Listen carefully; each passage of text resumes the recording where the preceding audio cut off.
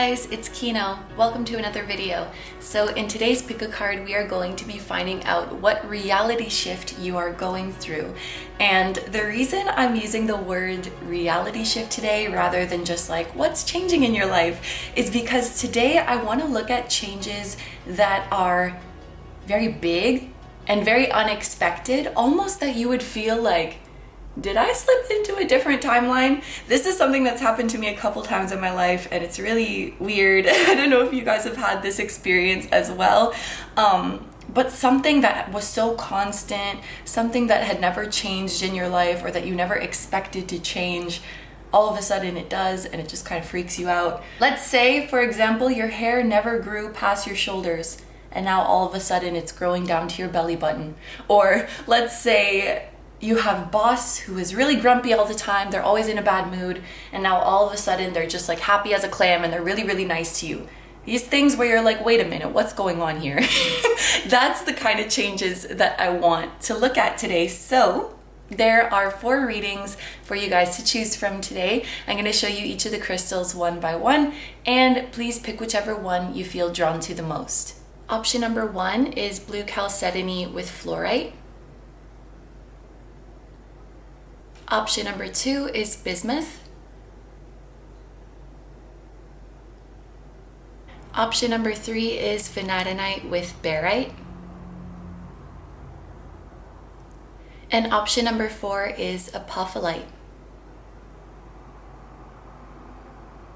Okay, so as always, take all the time you need to pick. You can pause the video if you need to. I'm gonna go ahead and get started with number 1. Hi number ones, so if you guys chose the blue Chalcedony and with the fluorite, this is going to be a reading all about what reality shift you are going through. So we're gonna start off with this tarot deck here. We're gonna pull some cards from this deck, first of all, to see what the shift or shifts are that you are going through, and then at the end of the reading, we will look at some oracle cards for additional messages and advice. So let's get right into it. Today we are using the Rainbow Heart Tarot.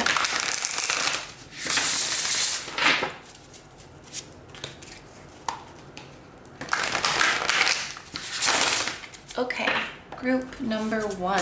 What is the reality shift or reality shifts that group number 1 is going through right now or soon? Okay, so we have the 8 of Swords, the King of Wands,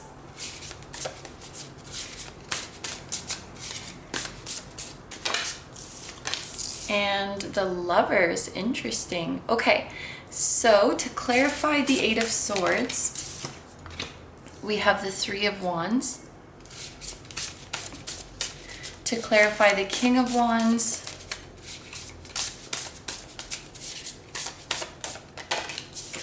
we have the Queen of Pentacles. And to clarify the Lovers,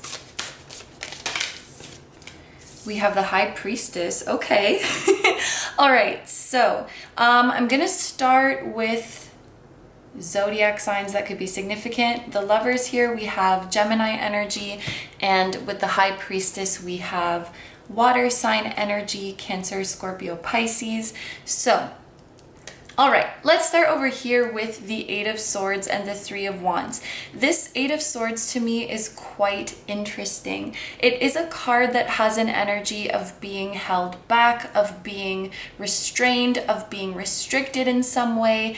And the main idea behind it is that we are sort of in a prison of our own making. It's our very mind, it's our very thoughts that are holding us back. So one thing that could be happening here is, I love this. There's like multiple interpretations, which is super cool. One of them is that limiting beliefs and insecurities are literally going to be disappearing for you. And like I mentioned in the intro of this video, I did want to, in this reading, focus on changes that are very big and that are very shocking, almost as if it feels like you slipped into another timeline. So what we're seeing here is insecurities that have been with you for years, or that have been with you for as long as you can remember. Negative self-talk, negative thought patterns that you can't seem to get rid of no matter what you do. Even if you know better, you just have that sneaky little part of your brain that keeps feeding this negativity to you. To use myself as an example, I'm someone who gets anxious and overthinks every little thing, even though I know deep down, like, there's no use in doing that. There's no use in worrying. There's no use in being anxious. You can tell yourself these things all you want, but the brain, sometimes it just feels like the brain does what the brain does. Or like insecurities that you have where you know that you should love yourself. You know that you should try to be more confident. You know that you should embrace yourself. But sometimes it feels really difficult. And honestly, sometimes it might even feel impossible. So these things that maybe you just feel like, this is how my brain is, this is just the way I think, like mental prisons that you feel like you've been stuck in. I feel like some switch is just flicking and those are dissolving away. So just for one example, let's say that you guys have really struggled to feel comfortable in your skin, to feel comfortable in your body, and this is just something that it's been this way for as long as you remember. This would be you guys looking in the mirror one day and being like, you know what? I'm not bad. I'm pretty hot. Like, or my body's actually pretty amazing. Like, I feel some positive shift coming in your mentality, in the way you view yourself, in the stories that you tell yourself, being able to battle insecurities. This could even be like fears or phobias that you're suddenly getting over. This is very literal, but I see an ocean here and I see a boat here. I'm freaking afraid of boats. Like if you guys have had a phobia of flying, a phobia of the sea, a phobia of certain creatures, of certain situations, this could be you guys like suddenly overcoming that phobia, something that really had its grip on your mind, that really had a hold on you. Suddenly you're like, shit, I'm not afraid of that anymore. I'm not insecure about that anymore. Or, you know, that past event doesn't weigh on me anymore. I'm free. This is like your mind is free of something. This is like literally the opposite of a prison. The Three of Wands, this is freedom. This is expansion. This is confidence. This is coming out of your comfort zone. This is feeling enthusiastic and excited for life. So something is being like unlocked in your mind. You're being freed. You're being freed from something mentally. And I see you feeling more confident. Oh my gosh, for sure, more confident. And as a result, feeling more playful. Because it's like you don't have to be constantly checking yourself, checking your social interactions, checking your body, whatever it is. It's like you don't feel like you have to be obsessively checking yourself. You can just relax and enjoy the moment, like you've always known deep down that you should, that you've always known deep down you deserve to do this. I feel like you're just going to be more in the present moment. For some of you guys, you're going to finally get the confidence that you need to go after your dreams, because the Three of Wands definitely does talk about putting ourselves out there, and pursuing the things we want to pursue, especially with the ship in this card. Ships make me think of a long-term promising endeavor. So like some of you guys are finally getting rid of the negative self-talk and the limiting beliefs that were stopping you from pursuing what you really wanted to do. And it just feels like such a 180 from like the stories that your mind used to tell you. But another interpretation, and this is actually the one that came to me first, that I thought, oh, this is interesting. Like in this deck, the Eight of Swords, not only does it feel like a mental prison, but this red ribbon makes me think of like the red thread of fate. So I feel like this is also you guys like changing your karma or even changing your destiny. Like if there was some element of your destiny or some element of like the path that your soul chose that you felt trapped in, I feel like you're breaking that cycle. It's like you're clearing some karma instantly. And this Three of Wands represents your freedom. This represents like the clouds clearing. And I just thought too, like with the King of Wands looking right at this Eight of Swords, there's some element of you freeing yourself. And I think that it might have to do with relationships, because we do have a King and Queen together here, and we have the Lovers here. This might be you guys like finally freeing yourself from a soul contract that was particularly difficult, or like if you kept attracting a certain type of person that was unfavorable and it kind of felt like it was your destiny to play out this dynamic. I feel like another shift that you guys are experiencing is like suddenly you're attracting the most amazing person into your life, or the most amazing people into your life. This could be in the romantic sense, like if you feel like you keep attracting the same kind of unfavorable situation in your love life, whether that's, you know, an unpleasant partnership or no partnerships at all. I feel like something is dramatically shifting here, where all of a sudden a really beautiful connection is in your life. All of a sudden you're starting to meet amazing people. Or if this is like friendship dynamic that kept repeating for you, all of a sudden you're starting to meet really, really beautiful, caring, genuine friends. So like your luck in your relationships, I think, is also really, really shifting. And let's move on now actually and talk about this King of Wands and Queen of Pentacles. Some of you guys might know I absolutely love the combination of Wands and Pentacles, or the combination of fire and earth energy, because the fire brings that passion that you want, that passion, that enthusiasm, that fun, where the Pentacles energy brings the stability, the security, the groundedness. So I think that you're bringing in connections into your life that, first of all, they're very fun. And you always feel like your freedom and individuality is being respected. I think that's something that's very, very important to the King of Wands. So it's like you don't feel tied down. You feel free. You feel free to be yourself. You feel free to do what you want to do. But at the same time, you feel anchored. At the same time, you feel safe and grounded. And so it's like you feel really like held down in this relationship without feeling tied down. You feel held without being smothered.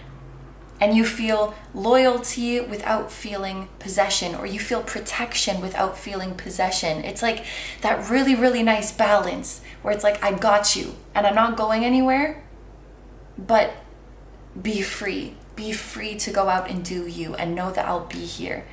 It's like, I mean, I think I just defined a healthy connection. So I think a really big shift for you guys is that you're going to start to experience this. Those of you who have felt like unhealthy dynamics in your romantic relationships, in your friendships, in your family, this is going to be shifting. And that could also be like, for those of you who have felt like a toxic dynamic in your family, like there was a relative who was really judgmental, a relative who was really overbearing, who was really stubborn, there could be this shift in them where suddenly they're like super accepting, super chill, super supportive of you, and you're like, is this the same? Like, did somebody switch my relative? Like, is this the same person?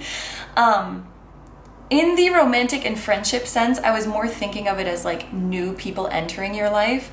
But in the case of your family, I feel like this could be someone's nature is just like, it's like a switch, and all of a sudden, like, they're so supportive towards you. They're so accepting towards you. They're like really, really excited about what you're doing with your life. I feel like this is, well, actually, no. It doesn't necessarily have to be an older relative, like a parent, grandparent, aunt, and uncle, although those are maybe more often the ones who tend to have like judgments or, you know, feel like they can pick on us, but it could really be any connection. And another interpretation of King of Wands with the Queen of Pentacles, very often I see the King of Wands as somebody who is their own boss. So they're either self-employed, or if they are an employee, they have a lot of freedom and they're in a position that really allows them to express themselves and really allows them to be their most authentic self. And so with the Queen of Pentacles underneath this supporting that, the Queen of Pentacles is a card that talks about long-term abundance, prosperity, stability, and security, like we said. So this is also a situation where you guys don't have to compromise.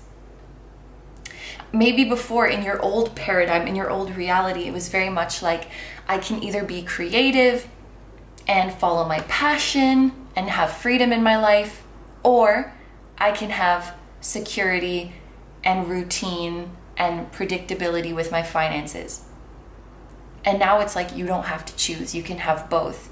You can be free and do exactly what it is that you love to do, and you can also very, very generously support yourself.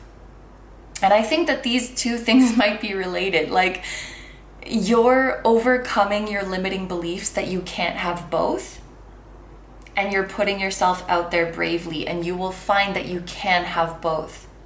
Anything that you pursue at this time is going to turn into gold, especially when you follow your passion.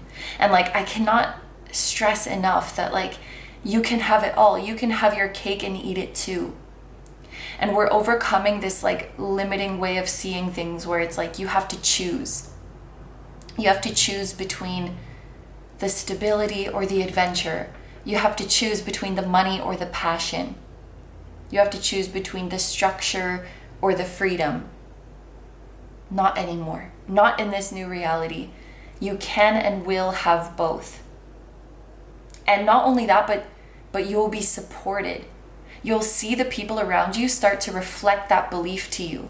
So like, if you were this dreamer in your current reality and people around you are like pessimistic, they're skeptical, they don't believe in you, they don't believe that it's possible to live that life, you're going to start to see this shift where all of a sudden people are supporting you. All of a sudden people are speaking as if not only is this possible, but like it's such a given for you.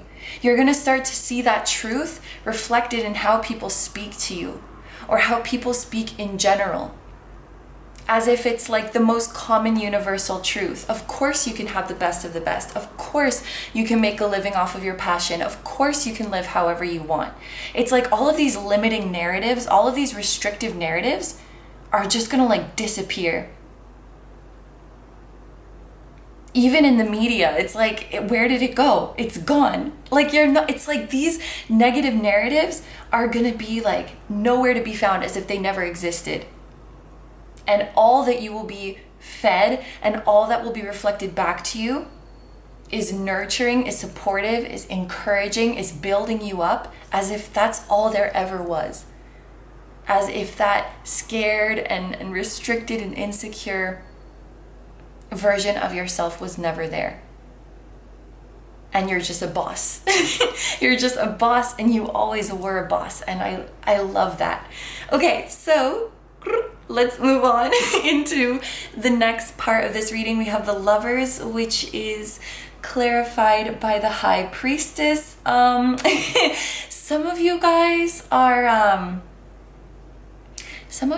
having like steamy dreams about someone, or you're having dreams about a very, very strong soul connection or a very strong psychic connection. Both of these are cards that talk about psychic connection. The High Priestess is a deeply spiritual energy. The Lovers, as you can very much see on this deck, I mean, it's always about relationships and intimacy, but like, hello. You can very, very much see it in this card. And the Lovers also, when it appears, it does make me think of telepathy and psychic connections. So there's something going on here. There's a psychic connection, there's a telepathic connection that is very, very closely knit, that is very, very intimate. I feel like there's someone you guys have been dreaming about a lot, thinking about a lot, picking up on their energy a lot. And maybe for some of you, I feel like the shift that you're going through is that this is no longer something that you're just experiencing spiritually, that you're just experiencing in your mind. in your dreams in the 5D. I think the shift is that it's actually materializing in the 3D. Some of you are having a very the word steamy keeps coming to my mind, like a steamy encounter, a steamy union, a steamy reunion that you were not expecting. It could be someone that you haven't heard from in a very, very long time. Or like literally someone that you have not met yet in this lifetime, but you've just always kind of felt around you. Very subtly, yet very, very certainly. And it's materializing. The High Priestess, it represents your deep knowing, and it represents your strong connection to that which is unseen, or to that which cannot be proven with your 5 senses. So I feel like there's some relationship connection that you have been picking up on very, very strongly. And the shift is that it's happening in the 3D. But there's an element of surprise there. So it must be that this encounter is very, very intense, or this encounter is confirming, like word for word, or confirming step by step, like every vision that you've had about this connection, every little bit of information that you've picked up about it. Or a fantasy of yours is literally playing out frame by frame. A fantasy that you just thought, you know, when you're, well, no, I'm not the only one who does this. When you like, before you're falling asleep, you just like play out scenarios in your head. And you know it's just like a scenario of your making that you're imagining to make yourself happy. But in this case, this visualization is playing out frame by frame. This thing that you've been fantasizing with this person or dreaming with this person, it's literally happening right in front of you in the physical. And that's why I think there's this feeling of like, is this real? Is this real? Is this really happening? You're telling me this is not a dream? Because everything we're seeing here is a reality that feels so different from the one you have currently lived in. Feels like you need to be pinched. That's what we're looking for in this reading. So that tells me there's something about this that is just surreal. Like you weren't expecting to meet this person. You weren't expecting them to hit you up on the day that they did, or that you would see them so soon, or that it would happen exactly as you've dreamed and fantasized, and that every little thing that you had been picking up on energetically would be reaffirmed to you, would be validated to you.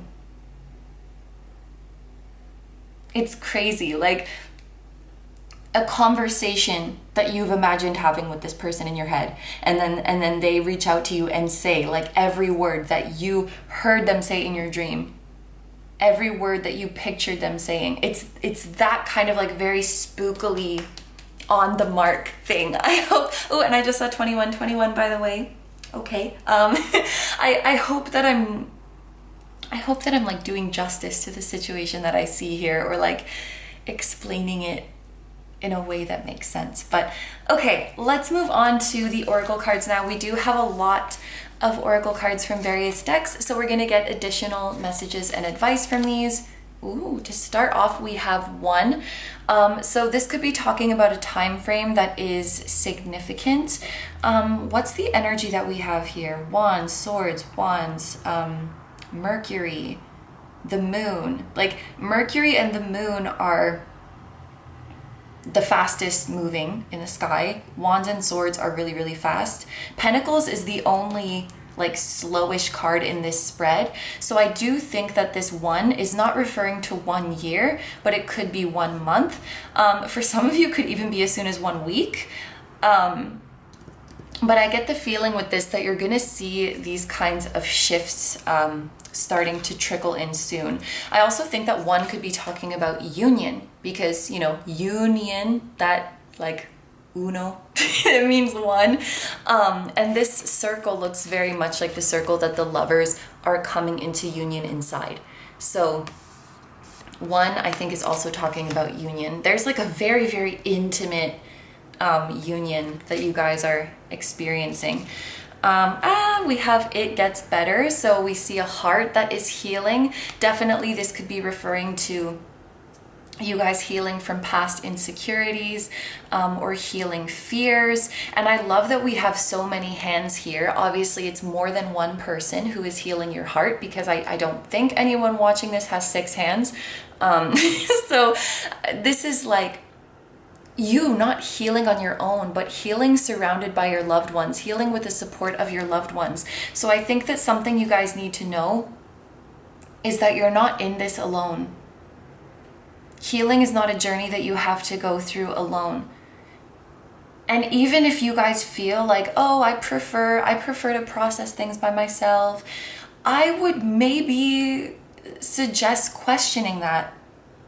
Is it really that you prefer to be alone, or is it maybe based in a deeper fear of like fear of being a burden, or fear of being abandoned by those I open up to, or fear of being dismissed by those I open up to? Is it really that you want to heal alone, or that you like to heal alone? Because I feel like this card is maybe suggesting that there is a part of you that is longing for this companionship and this connection in your healing journey. I know that this kind of looks like a sexual intimacy situation, but it really doesn't have to be. There's so many different kinds of intimacy, and I think that maybe this card is coming out because there's a part of you that's longing for emotional and spiritual and platonic intimacy, that you can open up and that you can patch up your broken heart with someone, that you can show your broken heart to someone and not be immediately dismissed or abandoned, or that it's like repulsive to them, that they see the humanity in the broken parts of you, and that they relate to you, and that they can promise you it gets better, and they can help you patch up your heart. And that it's not weak of you to crave this kind of support or to crave this kind of connection. We also have microgravity, which you know I have. Well, no, you don't know, but I have the guidebook right here, because with this deck, there's always going to be some card that I'm like, I don't know what this means. So let's see what we have. Oh, okay. Microgravity. I just saw it. And we have a nice picture of an astronaut. Shout out to my Americans. Okay, the forces are not absolutely zero, but they are very small. Synonym of weightlessness. I would write more about it, but I walk with little strength. The forces are not absolutely zero, but they are very, very small. You're picking up on very, very subtle energies. This reminds me of the High Priestess. I feel this, it's this idea of like, okay. It's this idea of something so small that compounds over time.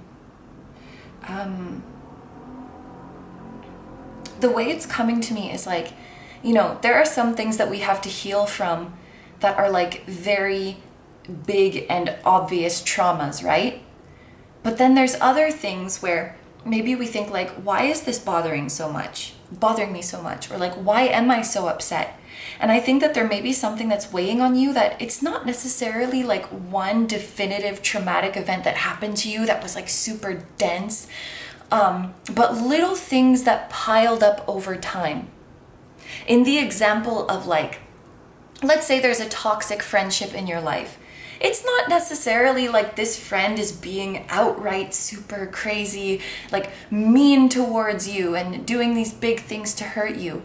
Maybe it's just like little tiny comments that they make here and there, or little moments where they're dismissive, or little moments where they ignored you. And sure, like one of those instances, you can let it slide, or you can act as if nothing happened, because these little things happen. But it's like these tiny subtle things that accumulated over time that eventually left a deep scar in you. And yet I feel like some of you are sitting here thinking like, I have no reason to be this upset. They didn't do anything that bad to me, or like what I went through wasn't that bad. Because sure, it wasn't one big thing dropping on you, but it was these little microgravity, so to speak, moments piling up. And that's just as valid, and that's just as important to address and to heal from. I think something also that has maybe stopped you guys from addressing your traumas or from opening up about them is this idea of like, well, other people have had it worse than me, or like, this is nothing to be so upset about, almost like invalidating your own sorrow, your own struggles. Because I do think this idea that like trauma is a competition, or this idea that we're being too sensitive by struggling with the things that we're struggling with, I do think that's something that is prevalent maybe, but definitely present in our collective. And I think this is something that your soul wants to overcome. We have man holding a coin. Interesting. Okay. So man holding a coin, this could be you. This could be you holding your coin, because we definitely have some prosperity coming for you guys. But generally with these cards, the man and woman holding a coin in this deck, I do think of this as somebody coming in to offer you some sort of material support. This could be an employer offering you a raise. This could be a new job being offered to you. This could be customers offering you more money, investors, sponsors. Something is coming in for you guys that's allowing you to embody this energy better. And it's coming in suddenly or in unexpected volume, you know? So even if a raise is not that like out of the question for you, it's not something that's like, oh my God, I'm in a parallel reality. It could be like the amount, the sheer amount that you are receiving, the sheer offer that you're receiving is beyond what you imagine you could receive, or beyond the amount that you thought you could charge, that you could ask for. You're being blown away by like the amount that is being offered to you, or like the size of the client. It's like, let's say you just got into modeling. That's like the first thing that came to my mind. You just got into modeling and you have this idea of like, yeah, I could get a job for this much money, or like I could work with this level of clients. And then all of a sudden, like freaking, I don't know, like Gucci wants to work with you, or some really, really big brand wants to work with you. And you're like, wait a minute. So it's like the level or the rate at which you're advancing, I think, is going to be really, really surprising to you. Also, I just want to point out that we have 1, 4, 3 here, which makes me think of I love you, because like I is 1 letter, love is 4 letters, you is 3 letters, 1, 4, 3. Someone's higher self is saying I love you. We have divine consciousness, interconnection, expansion, oneness. Oneness and light, connection and union. There's some beautiful, beautiful union that you guys are coming into. And this is a chakra oracle deck. This is related to the crown chakra. So it's a psychic connection becoming physical. That's something that is really, really coming through a lot in this reading. And it's funny that this is the number 49. Like just today, I was buying my lunch at the convenience store and I got 4 items. So the receipt, and it was 444 yen. So it was like 4 items, 444. And then the receipt number was 999. So I like just saw these angel numbers today. And now you guys are getting 49, which is very cool. 43 to 49. That's like a window. Some of you watching might be in these ages. These could be like significant ages for you. It could be 43 to 49 days as well, because we had like 1 month. That's a little bit over a month, but it could be related to time as well. And then we have infinite wisdom. You are the source and hold all the power you require within. We are giving you the tools to unlock these doors now. You're like accessing some part of your consciousness. And I'm noticing the number 19 on this card is making me think of the sun, which is like creativity. Oh, and it's also like a really upbeat and cheerful and carefree nature. And I think this is what you guys are getting back to with the Eight of Swords transitioning to the Three of Wands. You're getting back to your carefree self. You're getting back to yourself who's not afraid to open up, who's not afraid to rely on others. You're also accessing a new part of your consciousness and a new part of your spirituality. And it has something to do with like being able to channel ideas from the divine consciousness and bring them into your creations. So those of you, no, actually, you don't have to even identify as a creative, so to speak, because creativity comes in all forms. You could be like in the medical field and be creative. You could be in the, I don't know, in accounting and be creative. Like we're constantly creating. That's literally what we are. But you're unlocking this part of you that knows how to access ideas from the source consciousness and bring it forth into your creations. So like as a writer, if you got writer's block, you're developing this ability to connect to source or to connect to higher beings and bring the ideas down in a relatively effortless way, I would say. Wow. Okay. Is that everything? Yes. Okay. So group number 1, these are all the messages I have for you. So I'm going to end your reading here. Thank you very, very much for letting me do this reading for you. I hope you have a wonderful day or night whenever you're watching, and I wish you all the best. Please take good care of yourself. Stay healthy. Don't forget to like, comment, and subscribe if you feel like doing that. And also feel free to check out my music channel. The song that you guys heard at the very start of this video was an original song. So if you guys are interested in listening to the full version of that song or any of my other ones, the music channel will be linked down below for you. I'm sending you guys so much love and much love to your spiritual team as well. Thank you so much for being here. I truly appreciate your support, and I will see you guys in the next one. Bye bye. Hi number 2s, so if you guys chose the Bismuth, this is going to be a reading all about what reality shift you are going through. So we're going to start off by pulling a few cards from this tarot deck and see what exactly this shift or these shifts are. And then in the end of the reading, we will look at some oracle cards to get some additional messages and advice. So let's get right into it. Today we are using the Rainbow Heart Tarot.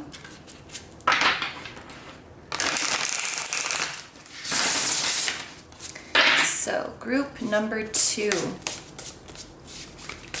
What reality shift or shifts are occurring in the life of group number 2? So, to start off, we have the Tower, the Knight of Wands,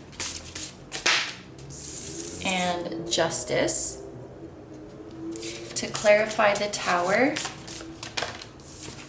we have the Nine of Wands. To clarify the Knight of Wands, we have the Seven of Wands. Okay, and to clarify Justice, we have the Five of Cups. Okay, so it's interesting. I feel like in this group more so than the first one, I kind of feel like everything tying together rather than like isolated events. But the first thing I want to mention is zodiac signs that are present here. With the Justice card, this is Libra energy, and with the Tower is related to Mars, so this could be Aries or Scorpio energy. So this could be a confirmation for those of you who have placements in those signs, or someone close to you has placements in those signs. It could also be that these will be significant time frames. So for example, at the time that this is uploaded, I believe that Libra and Scorpio season are going to be not too far away, like late September to late November. That could be a significant window for you guys. Or if you happen to be watching and you're already in that, or you've just passed it, it could be that Aries season is going to be significant. So the coming period of late March to late April. Yes. So let's get into the meaning of these cards now. The shift that is happening for you guys with the Tower here is something that is falling out of your life. So it could be, okay, the first thing that's coming is like a position that you've held. A position that you've held for a very long time is coming to an end. So a position in a company, a position in a relationship, a literal physical geographical position, somewhere you have been for a very long time and really identified with that role, is coming to an end. It's really interesting how we have the Knight of Wands looking over at the Tower, almost as if the Knight of Wands is ready to go into battle. And the flames that are behind the Knight of Wands look like the flames that are in the Tower. And I'm just thinking of this as like the Knight of Wands embracing this challenge, because the Knight of Wands is a go-getter, is confident, believes in themselves. And fire represents transformation. We even have the Phoenix here. Fire burns everything in its path, and it clears away everything that we no longer need to make space for something new. And I feel like everything that isn't serving you anymore is going to fall away. And strength is a really, really big theme here as well. Both the Nine of Wands and the Seven of Wands that are clarifying these two cards, they make me think of strength, and they make me think of someone who is fighting a fight. But the difference in this energy is like, you guys have been fighting to hold on to something that isn't serving you. Or it's like you're fighting a fight for the sake of being strong. Fighting for the sake of fighting. An example that I could easily apply to this is like somebody who is in a job that is not fulfilling them, but yet they get up early every day and they go to work and they do the job really, really well, and they like eat, sleep, and breathe this job. And then there's a part of their ego that's like, oh, I'm so hardworking, I'm so strong. And it's like, but for what? It's just for the sake of being strong? It's just working hard for the sake of working hard? Pouring out your energy for the sake of pouring it out? What are you truly getting out of it? I feel like that's the question. And I think that whatever is falling away here is something that has become so like commonplace or such a given in your life that maybe you hadn't really stopped to question, why am I still doing this? Or maybe you've just gotten into this energy of starting to question it. It's like something, I don't know if it's like you've gotten comfortable in it, but you've become so used to pouring your energy into it, even though it's not really giving energy back to you anymore. So like a job that you've just gotten really, really used to, or a connection that you've just gotten really, really used to. But Spirit is showing here that it's not serving you anymore. And we could put this same example in a relationship, like a relationship that is really difficult, but you're sticking it out, and there's this feeling of like, yes, I'm being so strong, I'm being so compassionate, I'm being so patient towards my partner.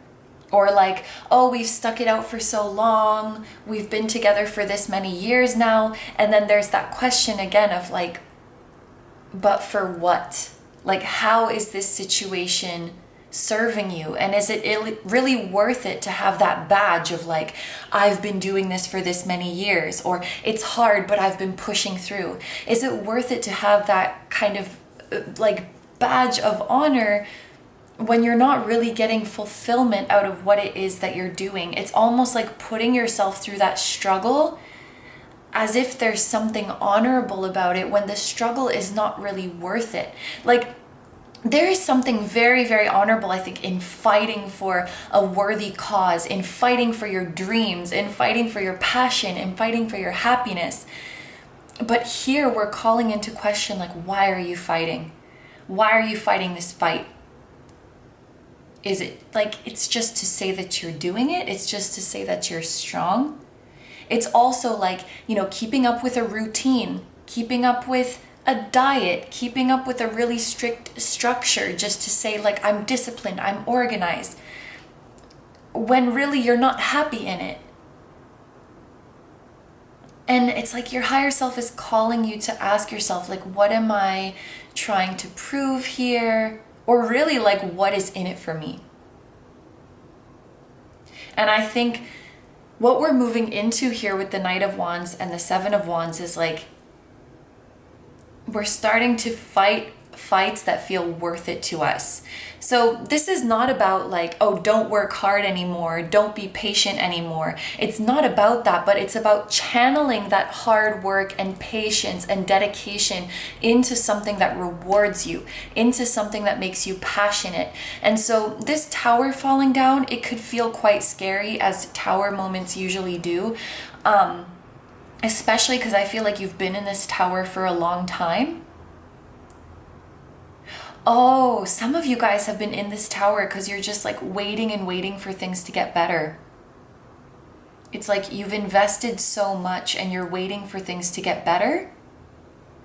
But your higher self is saying, like, it's harsh wording, but your higher self is saying, like, it's time to cut our losses and move on.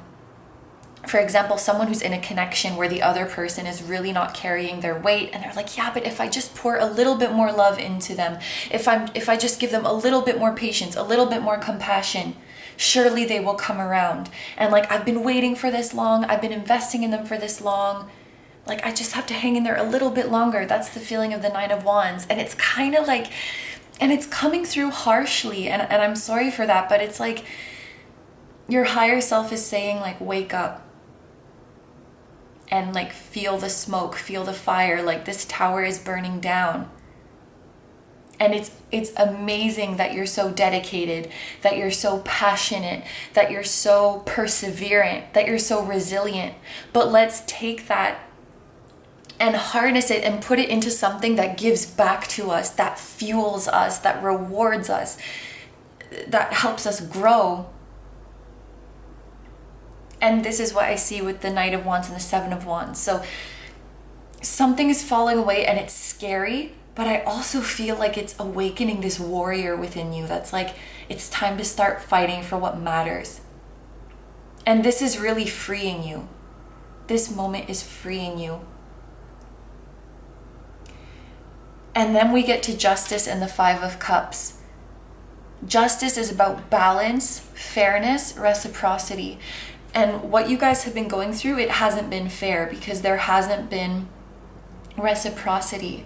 It's like someone or something has been taking you for granted. A partner, a company, a community, a group, something or someone has been taking you for granted. And Spirit is stepping in to release you from these ties, so that you can start to feel reciprocity in your life. And the moment when you start to feel this reciprocity, I think this is when you feel your reality shift. This is when you feel like you're in a new life, like you're in a new timeline. When you feel yourself being truly appreciated and rewarded for your efforts, and to have that same energy given back to you. People who fight for you with that same energy, who celebrate you with that same energy, who love you with that same energy as you have been pouring out. That's when the scales are in balance. And I love that this Justice person has their eyes closed, because it's like when things are in balance, it's something that you can just feel. It's something that you can just sense. Like, I don't need to count how many times you showed up for me, how many times you initiated things, because it just feels right. When things are in balance, when things are reciprocated, it just feels right. And when they're not, that's when you start nitpicking and keeping tallies and saying like, I texted you this many times, and oh, but you showed this affection on this day, or oh, but my boss did this and this and this for me. When you have to be like counting things or being so conscious of them, that's when it's out of alignment. When things are in alignment, when things are balanced, it just flows naturally. And you're not thinking about who did what and how many times I gave you this and how many times you gave me that, because you just feel satisfied. Your heart just feels full. You just feel taken care of. You can just tell when things are in balance. And I'm usually against these types of statements, but I do feel that sentiment of like, if you have to ask, it's probably not in alignment. And I feel like, I don't know, I usually don't like saying things like that, but I feel like in this group, there's like, this is an exceptional case where I feel like this statement might apply. Because when you are getting the treatment you deserve, when you are involved in energy exchanges that are a good match for you, you won't have to ask if it's right, because it just feels so right. It just feels so good. And I think this 5 of Cups here that's clarifying justice is kind of you guys like mourning for your past self. We have the number 11 here, which represents new beginnings. The number 5 represents changes. So it's like after this shift has happened in your life and you're in this new chapter, you may feel kind of sad for your past self. It's interesting how the way they've come out, this 5 of Cups person, it looks like they're looking at what is burned up and mourning. And you could also be mourning what has been lost. You know, we are complex, and even if we know that something was ultimately not in alignment with our highest good, it's still sad to see something or someone go that's been in your life for so long. So I feel like this transition, it could be sad at first, it could be scary at first. That's the reality of it. But I think this energy is mainly at how good it feels to have this beautiful reciprocation in your life. And it's almost like a sadness of like, I wish I had known sooner that this is what I deserved. I wish I had known sooner that this is what was out there for me. And I think not only does this have to do with like personal relationships, but it's also the reciprocity of like the effort that you put into your endeavors comes back to you. Reaping the rewards of what you've sown, because you're working with people who see your value, who compensate you fairly, who give you credit. You guys, you're such givers, like you're such givers and you're such lovers. And when that energy comes back to you, like I can't even imagine how good that is going to feel, how beautiful that is going to feel. There's also something about like when you exert yourself and then you feed yourself adequately. So it could be like the balance between when you work really hard, you allow yourself to rest and sleep a lot, or like if you exercise really hard, you then go and eat a lot to recover. Like that balance will feel really, really good as well. I think you're moving out of it's almost like you're moving out of an energy where in some ways you've been punishing yourself and now you're nurturing yourself. And these scales have to be in balance. If I work hard, I have to rest hard. If I exercise hard, I have to replenish and, you don't say eat hard, but eat a lot. The scales have to be balanced. I have to, if I give of myself, I must give back to myself. That's like your new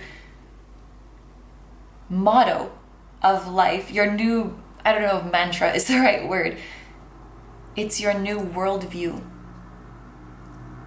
And when you embrace that, oh my gosh, it's gonna feel so good.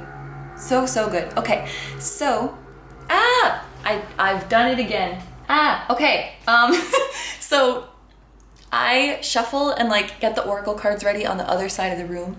And then, you know, usually I bring them with me to this side of the room when I start to film, but sometimes I forget. So I just had to get up and go retrieve these. So we are gonna take a look at many oracle cards from various decks and see what additional messages or advice you guys need. Ooh, so we have Virgo coming through here.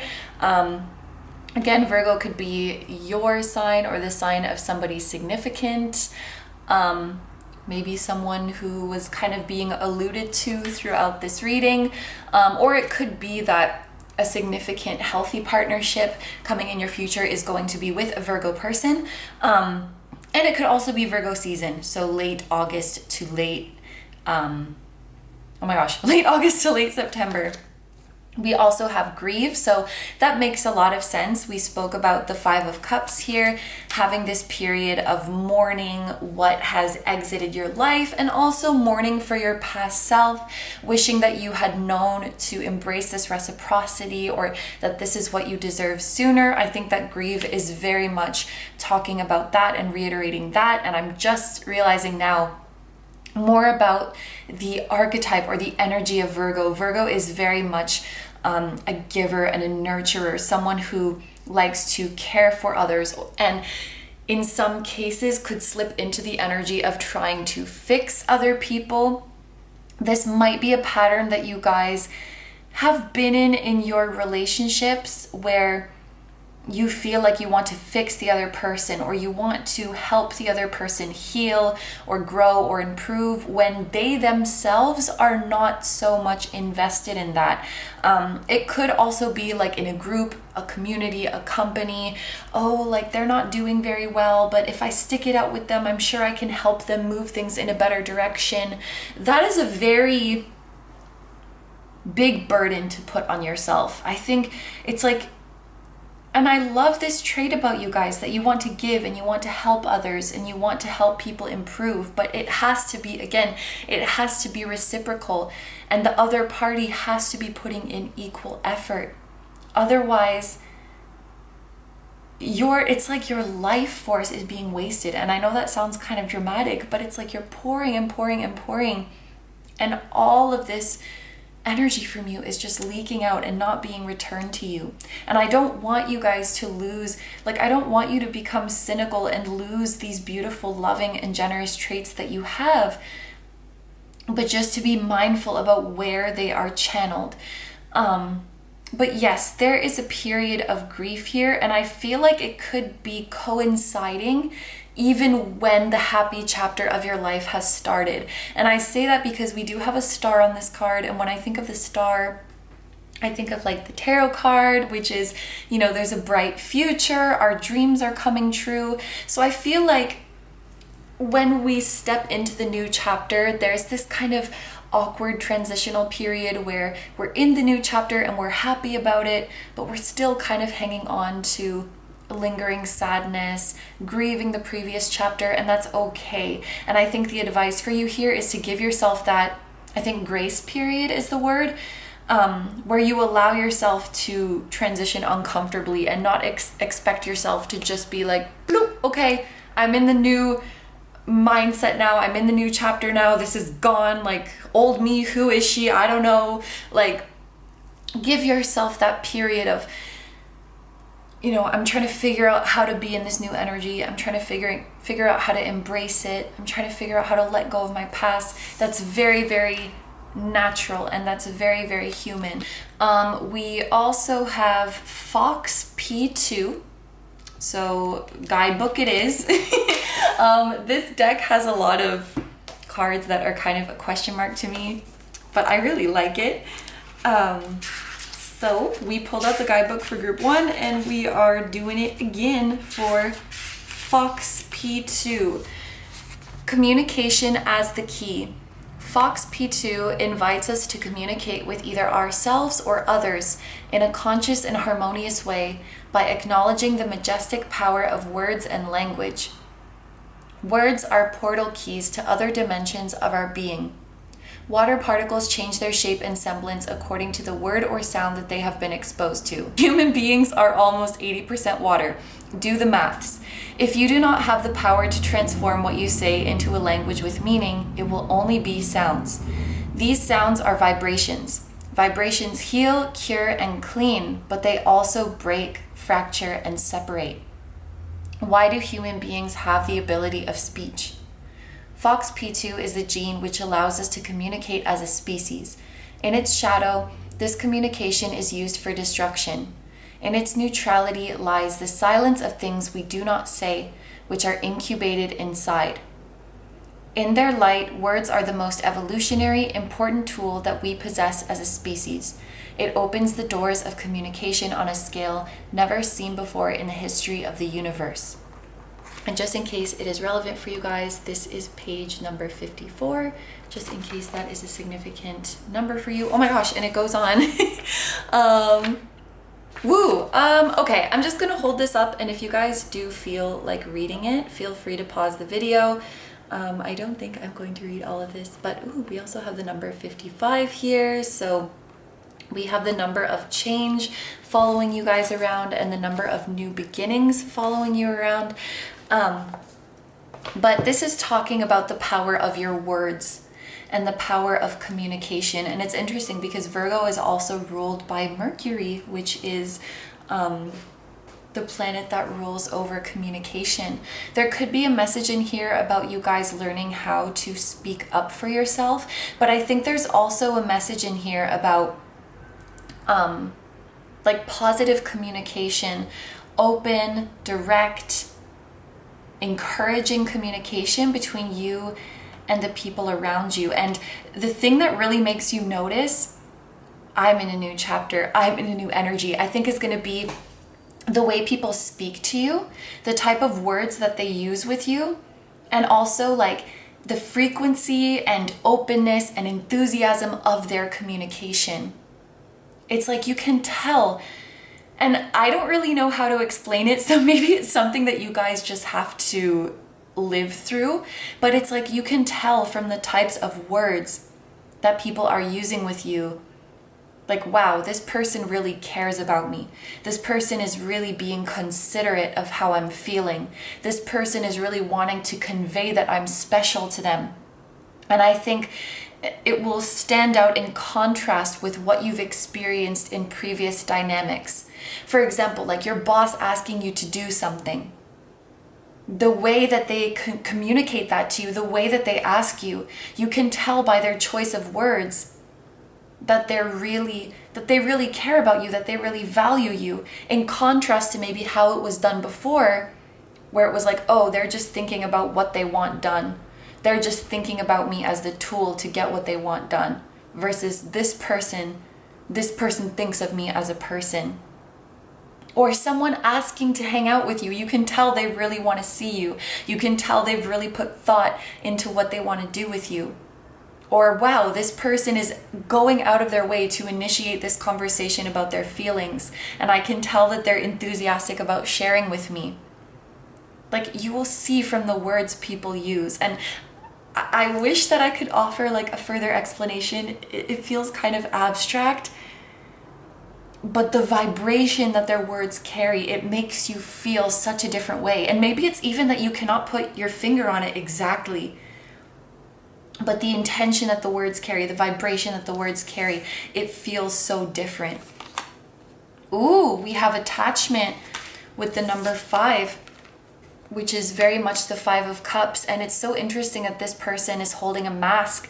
It's like an attachment to a certain identity.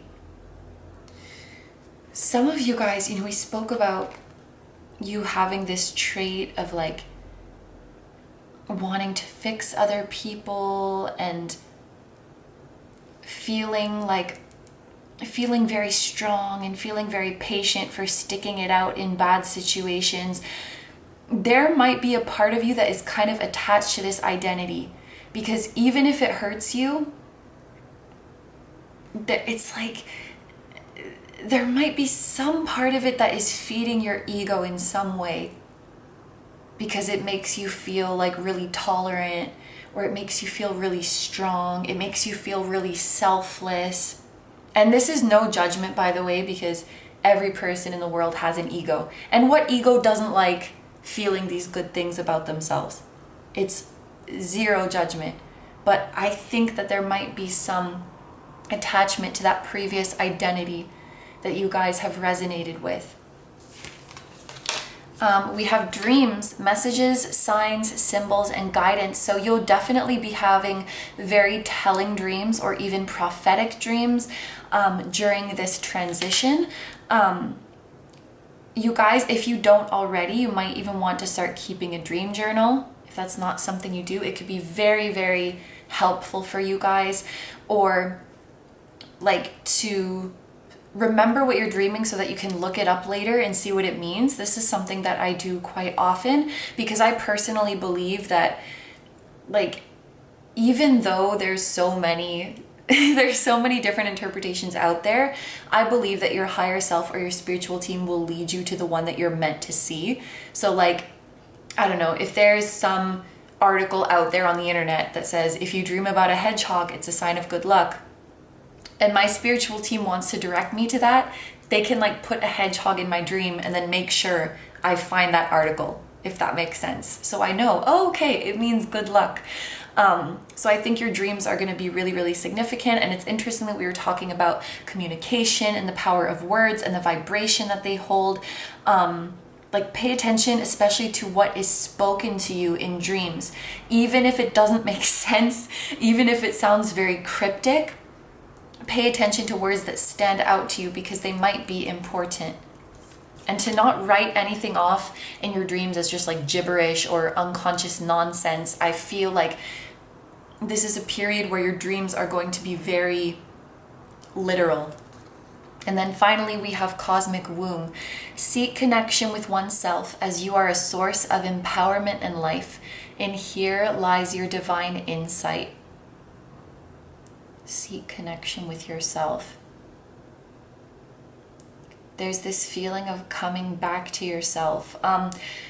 The imagery of the snakes, like going through the roses, it's very significant to me, because roses make me think of someone who is delicate and sensitive and sentimental and romantic. I feel like this is very much your energy. And then snakes are making me think of snakes. So, you know, so to speak, people who would take advantage of this beautiful rose energy, or people who would take it for granted. And we want to preserve this beautiful sensitivity, this beautiful delicate energy. And I know I might sound like a broken record here, but I really don't want the takeaway of this to be like, I need to stop being sensitive. I need to have my guard up. I need to stop giving so freely. I really hope that that is not the takeaway, but just that to be selective about how it happens and where it happens and with whom it happens. I don't want, or your higher self doesn't want your true essence to be killed or to be shut down. Who you are is so beautiful, and the way you have been loving others and the way you have been fighting is so beautiful. But we want to channel it into situations that will reciprocate back to you. And 25, this is a number that's been coming up a lot recently too. A couple weeks ago, it was literally everywhere, and then it kind of stopped for a while, and now it's coming back up for you guys. But 25 makes me think of changes in your partnerships as well. And I actually Googled, it's funny that I was just talking about, like, when you Google stuff, your spiritual team will make sure that you find the result you're meant to see. I Googled, like, what does it mean when you keep seeing this repeating angel number? And I happened to, you know, there's a million different interpretations and there's no right or wrong one, but I happened to click on an article that was talking about like divine union, divine partnership union. So this could be something that is maybe coming for you guys as well, if you feel like you're on that journey. But more generally, I think it can talk about changes in your partnerships. And even the word womb, like some of you guys might be bringing new life into this earth, or connecting more intimately with your children if you already have children. If not, of course, please feel free to disregard that message if that's not in your plans. But yes, group number 2, this is what I'm seeing for you. So I'm going to end your reading here. Thank you very, very much for letting me do this reading for you. I hope you have a wonderful day or night whenever you're watching, and I wish you all the best. Please take good care of yourself, stay healthy. Don't forget to like, comment, and subscribe if you feel like doing that. And also feel free to check out my music channel. The song that you guys heard at the very start of this video is an original song. So if you're interested in listening to the full version of that song or any of my other ones, the music channel will be linked down below for you as well. Group number 2, I'm sending you guys so much love to your spiritual team as well. And thank you very much for being here. I truly appreciate your support, and I will see you guys in the next one. Bye bye. Hi number 3s. So if you guys chose the Vanadinite with Barite, which I think looks so super cool, this is going to be a reading all about the reality shift or shifts that you are going through. So we're gonna start off with this tarot deck. We're gonna pull a few cards from here and see exactly what this shift or shifts are. And then we are going to look at some oracle cards to get any other messages or advice that you need to know. So let's get right into it. Today we are using the Rainbow Heart Tarot.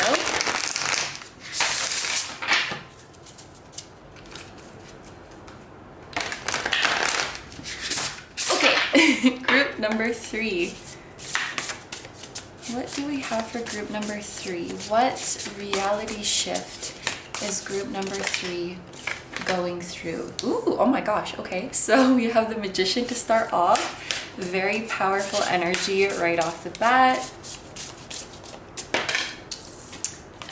We have the Four of Cups.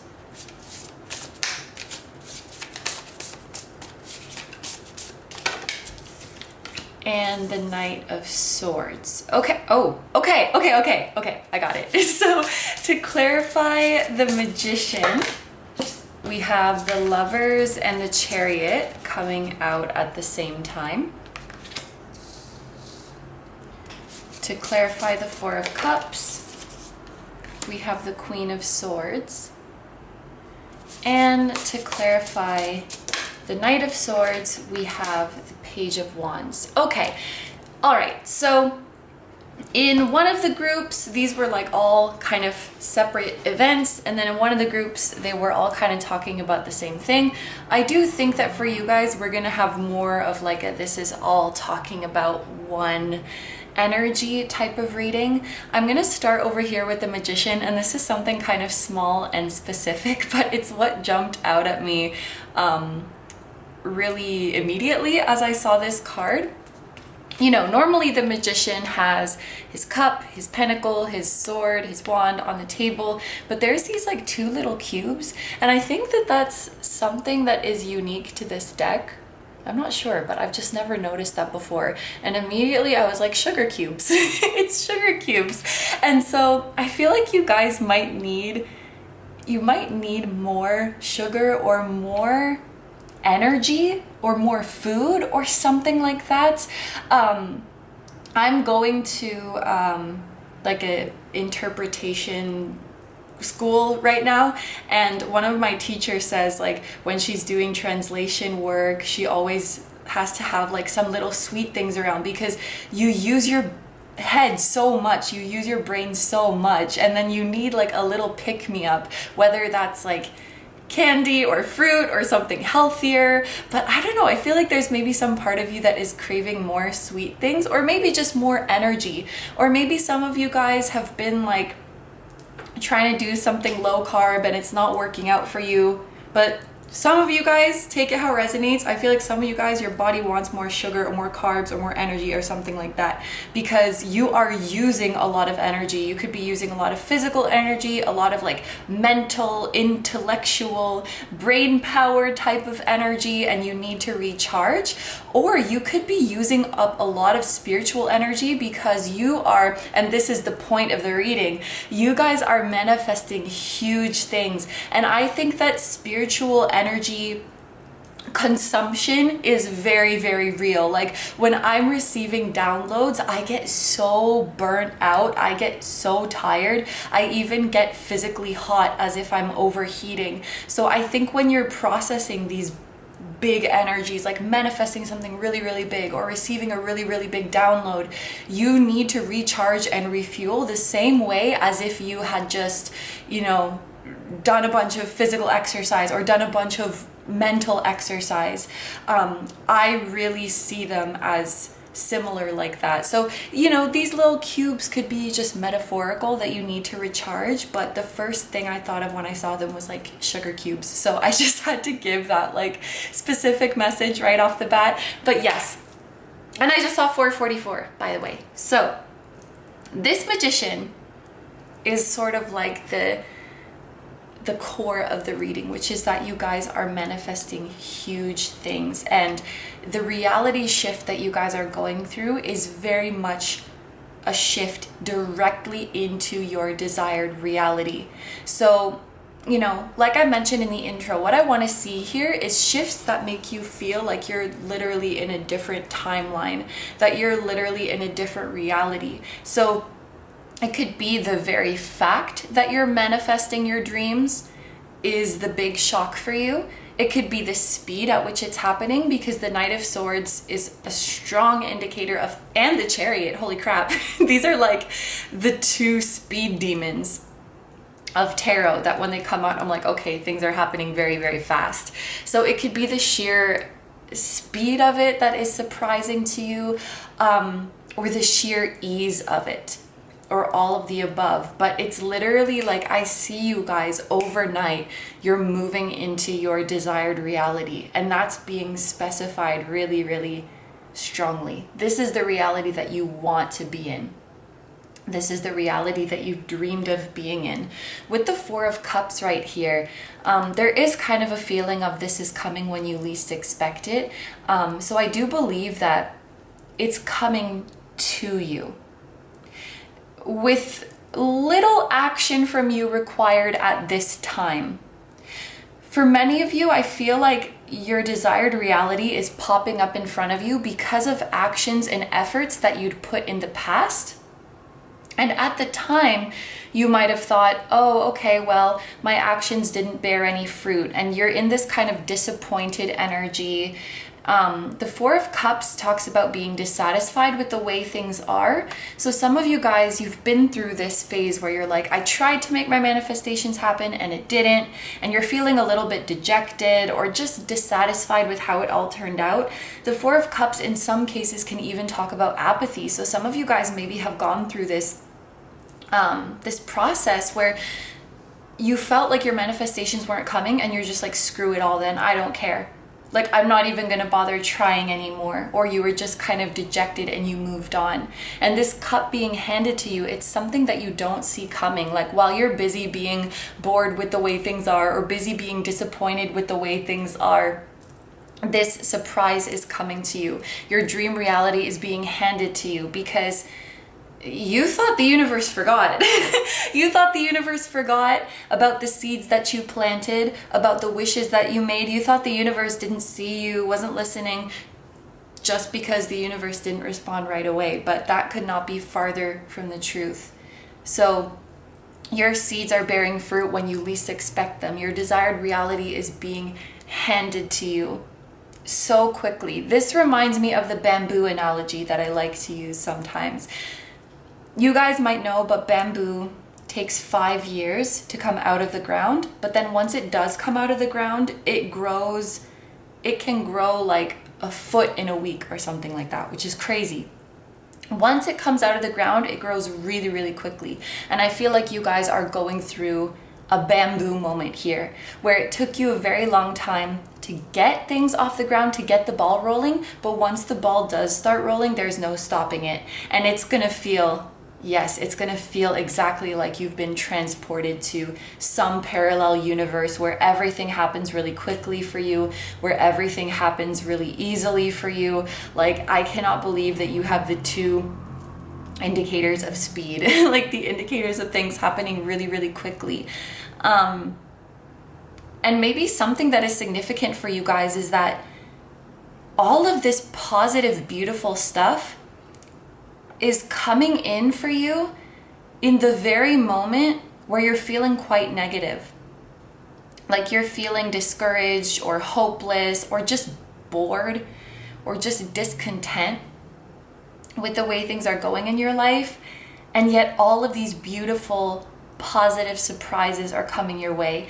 And this is something that I talk about sometimes, but when we talk about this, like avoiding negative thoughts or removing negative thoughts, it's literally just because we want you to feel good. Your spiritual team wants you to feel good. Your higher self wants you to feel good.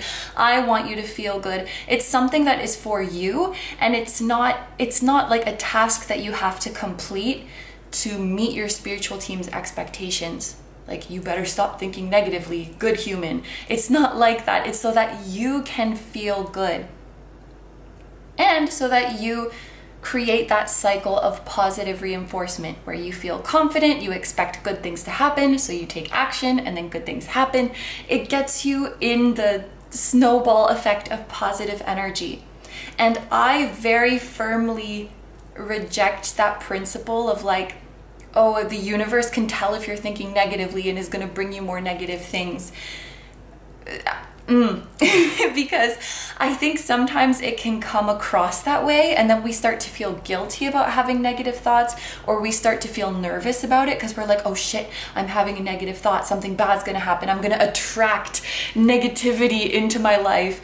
And it almost becomes this thing where it's like the universe would reward or punish us for being happy or sad, for having a positive or negative thought. And what I really want to declare that's not the right word. What I really want to say and what I really want to spread is maybe a better word, is that you're allowed to be a human who has highs and lows and feels your whole spectrum of emotions and still have good things come to you and still expect good things to come to you. And when we as spiritual readers or spiritual people say to try to get out of negative thought patterns, it's solely so that you feel better and so that you can get yourself in the positive feedback loop of like creating more joy for yourself. I guess the one like danger of negative thinking is that if you already have it in your head that like, oh, it's not going to go well if I take action, it's not going to go well if I have hope, you could stop yourself from pursuing your joy. But it's not like the universe is watching and like, oh, you're thinking negatively, so I'm gonna match you with something bad. I really, really don't believe in that. Maybe some people do, but I just don't. And I don't think that kind of belief is beneficial for us because it makes us feel guilty or adds further stress to a very, very natural process of emotions that goes up and down and up and down. As long as we're humans, we're gonna have these ups and downs. And anyway, I say all of that because what might really stand out to you guys is that all of these beautiful things are just tumbling so quickly and in succession into your life, even when you're at this low point, even when you're thinking negatively. And so I feel like this could be something of a testament to you that like, oh, I'm allowed to be human and have these ups and downs, and I still deserve good things to come to me. Or I can manifest even when I'm not feeling my best. I can. Yes. So let's go down here to the bottom row. Again, I feel like this is all talking about one nice, beautiful energy. Well, the lovers, which came out in another group as well, those of you who are wishing for positive developments in your love life, or you have been actively trying to manifest something in your love life, this is a surefire sign that this is going to be an element of your new reality. Whether you are single looking to meet somebody, whether you have a specific person in mind that you would like to be with, that you want to meet in person, that you want to get closer to, that you want to end up in a relationship with, whether you're in a relationship and you want to move things to the next level, or whether you're in a relationship and want to find somebody new. We're all in different situations. But these developments are happening for you. This is a big element of your new chapter, of your new reality. And I think it's interesting that the Lovers and the Chariot came out together, because this also means that the relationship that you're manifesting, or the one you're currently in, will start to really pick up the pace. This type of energy came out in a different reading, where you might be feeling kind of concerned about how quickly things are going, especially with relationships. But when you have this really, really strong bond and it's undeniable, and when it feels right, I think that it's okay to move things quickly. The Lovers represents a very, very deep soul connection. It represents someone that you can feel really comfortable with. And I was saying in the other group that this came out in, the Lovers in this deck in particular, it has a really, really strong vibe of like super close intimacy.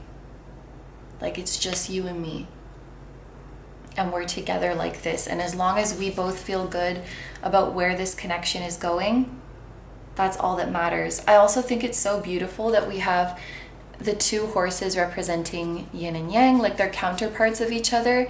And I feel like this is your higher selves. You see how your higher selves are melding together, and then the like driver of the chariot is dressed in red and blue. It's like one of you represents the red and one of you represents the blue higher self.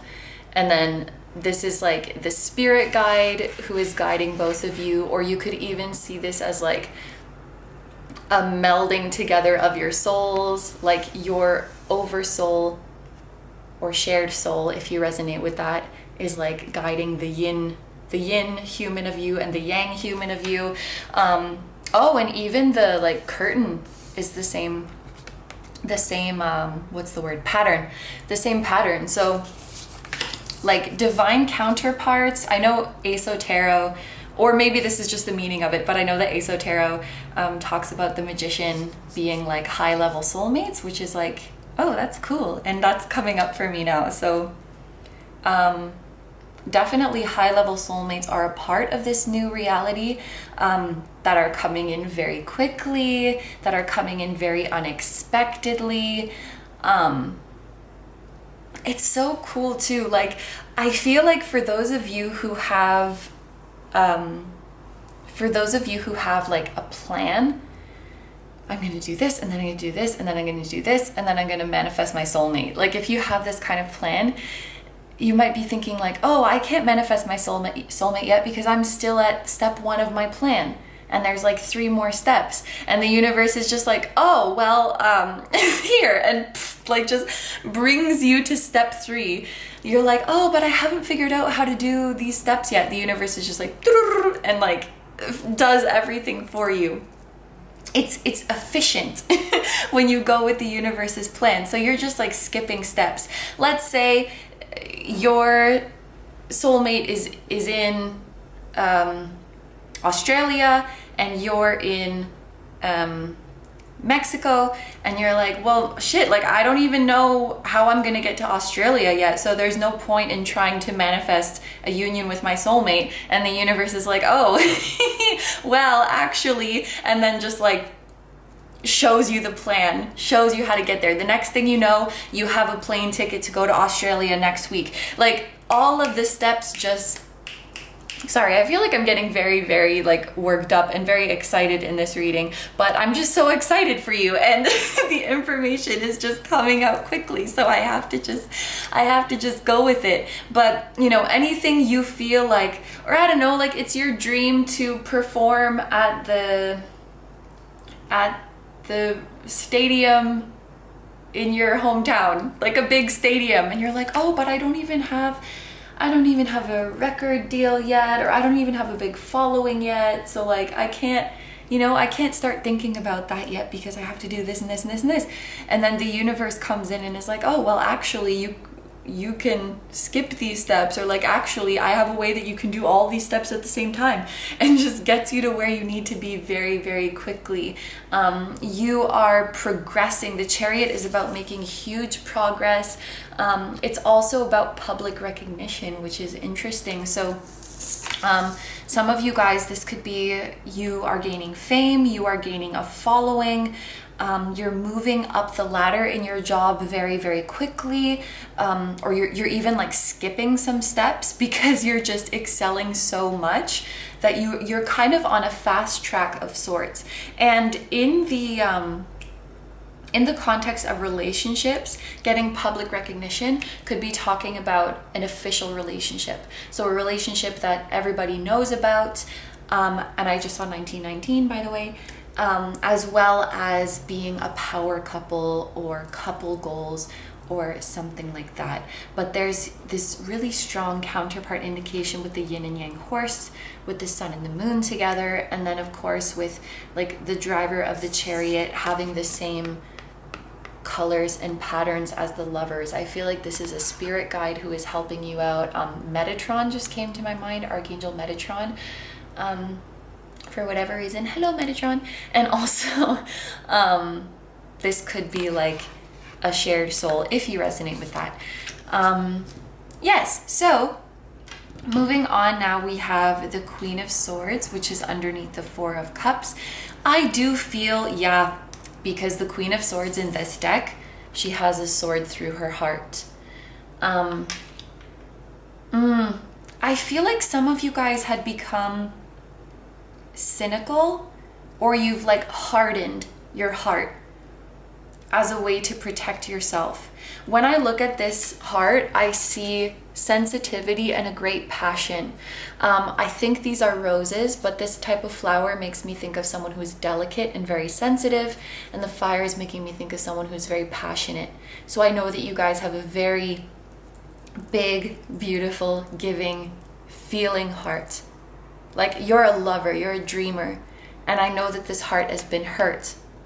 And the Queen of Swords is someone who kind of detaches from her emotions. She can be a little bit cold, she can be a little bit hard, and just what we've spoken about previously with the Four of Cups and the Queen of Swords clarifying it, I do believe this is confirming that like there was a feeling of giving up here, or like I need to distance myself from my hope and my desire so I don't get hurt, because my hope and my desires are not going to be met.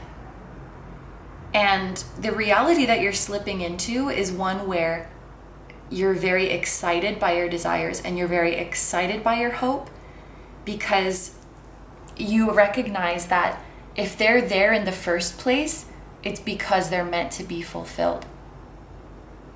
If they're there in the first place, it's because your soul is alerting you of what it's gravitating towards. Your soul is alerting you of your path. Your soul is alerting you of what's to come. If you feel a strong passion, if you feel a strong longing, it's meant to be there. And this is like the law of your new reality. It's meant to be there, and I will move towards it, and I will let it make me feel happy rather than afraid, rather than, oh crap, emotions. Oh no, I'm catching feelings. I'm using my feelings as my compass and I'm fulfilling them. This is like the motto of your new reality. And it's interesting that we have the owl on the Queen of Swords shoulder, and also the cape with the clouds on it. It's making me think of like a dreamer, and the owl is making me think of like your deep knowing, your intuition. I think there's always a little part of you. This is how I felt about, or how I still sometimes feel about like pursuing music or making music or things like that. sometimes there's this voice in my head that's like, oh yeah, I don't need to do that. I can just focus on like my work and my school and live that kind of life. But then deep down, there's like a part of me that knows that that's bullshit. And it comes out every now and then, especially when I'm in the flow. When my soul jumps out, I can't ignore that. So it's like, you guys could be cynical all you want, you could be hardened all you want, but there's that part of your soul that knows this love is still in my heart and it's still calling to me. And it's coming to me in this new reality. I love the Page of Wands as our last card here. The Page of Wands means that anything is possible. It means that you're about to embark on an exciting new adventure. It means that you're really stepping into your creative energy. Woo! And getting to really express yourself and really have fun with your life. And I think this is talking about your new life as an empowered manifester. I don't know, it's like this feeling of you've been afraid of your desires, or like you don't want to address them because there's pain in that. There's pain in getting your hopes up, or there's pain in acknowledging your hope. But I think there's even more pain in pretending that they're not there. But anyway, if there's one thing to take away from this, it's that your reality shift is straight into your desired reality, which is coming quickly and effortlessly, or from efforts that you'd put in the past and either forgotten about or given up on. And a divine counterpart relationship is a big part of that, as well as moving up and public recognition, or gaining a following, or gaining a fan base, or gaining business. You're moving up. So let's take a look at your oracle cards now. There are many different oracle cards from different decks, isn't there? Okay, yeah. There's 6. I knew there were 6 of them. So let's see what we have. Yeah, midheaven. So this is about your career. This is about your reputation, your status, your position in society. So in this new reality of your life, you're going to be very, very highly regarded, very, very successful. You're making it to the top. You will be considered one of the top blanks, one of the top models, top creators, top specialists, top in your company, top of the charts, because the midheaven is literally at the top of your birth chart. So you're becoming one of the best in your field. It makes sense that you have the Chariot with public recognition as well. I also think that there's going to be a lot of people like this in your circle. So you're going to start hanging around with people who are also top dogs, who also have really, really made a name for themselves, which means that you're going to be feeling very inspired, and also means that you're going to be learning a lot. You're going to start to be surrounded by people who are like who you want to be. We have make. Ooh, so I sense some kind of collaboration going on here, and there's a lot of freaking hands here. I'm thinking of many hands make light work. Some of you guys, if you are self-employed, if you have your own business, you might be excelling so quickly, like moving up in your business so quickly, that you actually need to start bringing more people on board to help you. Like you need an assistant, a manager, you need to start hiring employees, you need a whole team. What you once did on your own, it's getting so big now that like you need people to help you. I also feel like your customer base, or the people who want your services, it's going to become so big that you actually cannot say yes to everybody anymore. Some of you guys are moving from an energy of like business is really slow, and this feeling that you have to like take whatever you get, like kind of in this more scarcity mindset. And now it's like, I have so many offers coming in that like I have to start saying no to people, or I can start to be more choosy about what I want to do. I can start to set my bar higher, which you always can. You can always do that, but in this case you have to. You have to, because you literally don't have time to take on all of the offers that are coming to you. And yes, I also think this make can be talking about collaborations. You might be collaborating with your divine counterpart, but I also think you guys are going to have the opportunity to work with people that you really look up to and that you've always wanted to work with. So I don't know, maybe you're a scientist and you really, really admire this one person's research. You think they're onto something. You think their discoveries are going to make an amazing impact on the world. And then you get to do research with them, or you get to work under them, or, you know, something like that. People whom you want to be like, you will get to work with these people. We have light curve. This is making me think of like positive vibrations and light energy, but I'm gonna read from the guidebook because that's just what we've been doing in this reading. Light curve. Oh, I saw it. Where did it go? Oh, it's right here. Okay. And it's page 63, in case that is relevant for you guys. A changeable wave. Embrace the changes. The variation of the brightness of an object over time. Okay, so first of all, you guys are shining. You guys are shining. It provides information about the physical processes occur. The process will be beneficial as it is luminous, but its stability will vary in intensity. Since the path is not linear, so you're jumping timelines, it is important to remember this at the bottom of the wave. The light will shine again. Yes. So you're allowed to have your ups and downs. This memory will prevent resignation or abandon from happening while the wave is changing, knowing that hope should not be abandoned. That's this energy. When you're in your low moment, even when you're feeling hopeless, even when you're feeling negative, this is gonna rise again. No matter where you're at in this wave, I promise good things are coming to you. We cannot predict how the adventure will unfold. Navigate the fluctuating waves, adapting to the changes along the journey will be the key to progress. Versatility is key. I also think with the messages that we've seen here, you know, obviously you guys are being hurled into your desired reality. And there's going to be a period where you're struggling to get adjusted to it. And I just want to tell you guys to not feel guilty. Just for one example, let's say this desired reality that you're being hurtled into is that you're famous now. And so now your DMs are overflowing and there's a million people who want to work with you. There's a million people who are offering you jobs and contracts, but you don't know like which ones are good and which ones aren't. And it's also confusing and it's also stressful. And now there's like a million people who are interested in your personal life and you feel annoyed by that. But then you're like, no, I should be grateful that these people care about me. Don't feel guilty. Even though you're in your desired reality, transitions are frustrating and they're confusing and they're stressful. And again, it's okay to have that spectrum of emotions.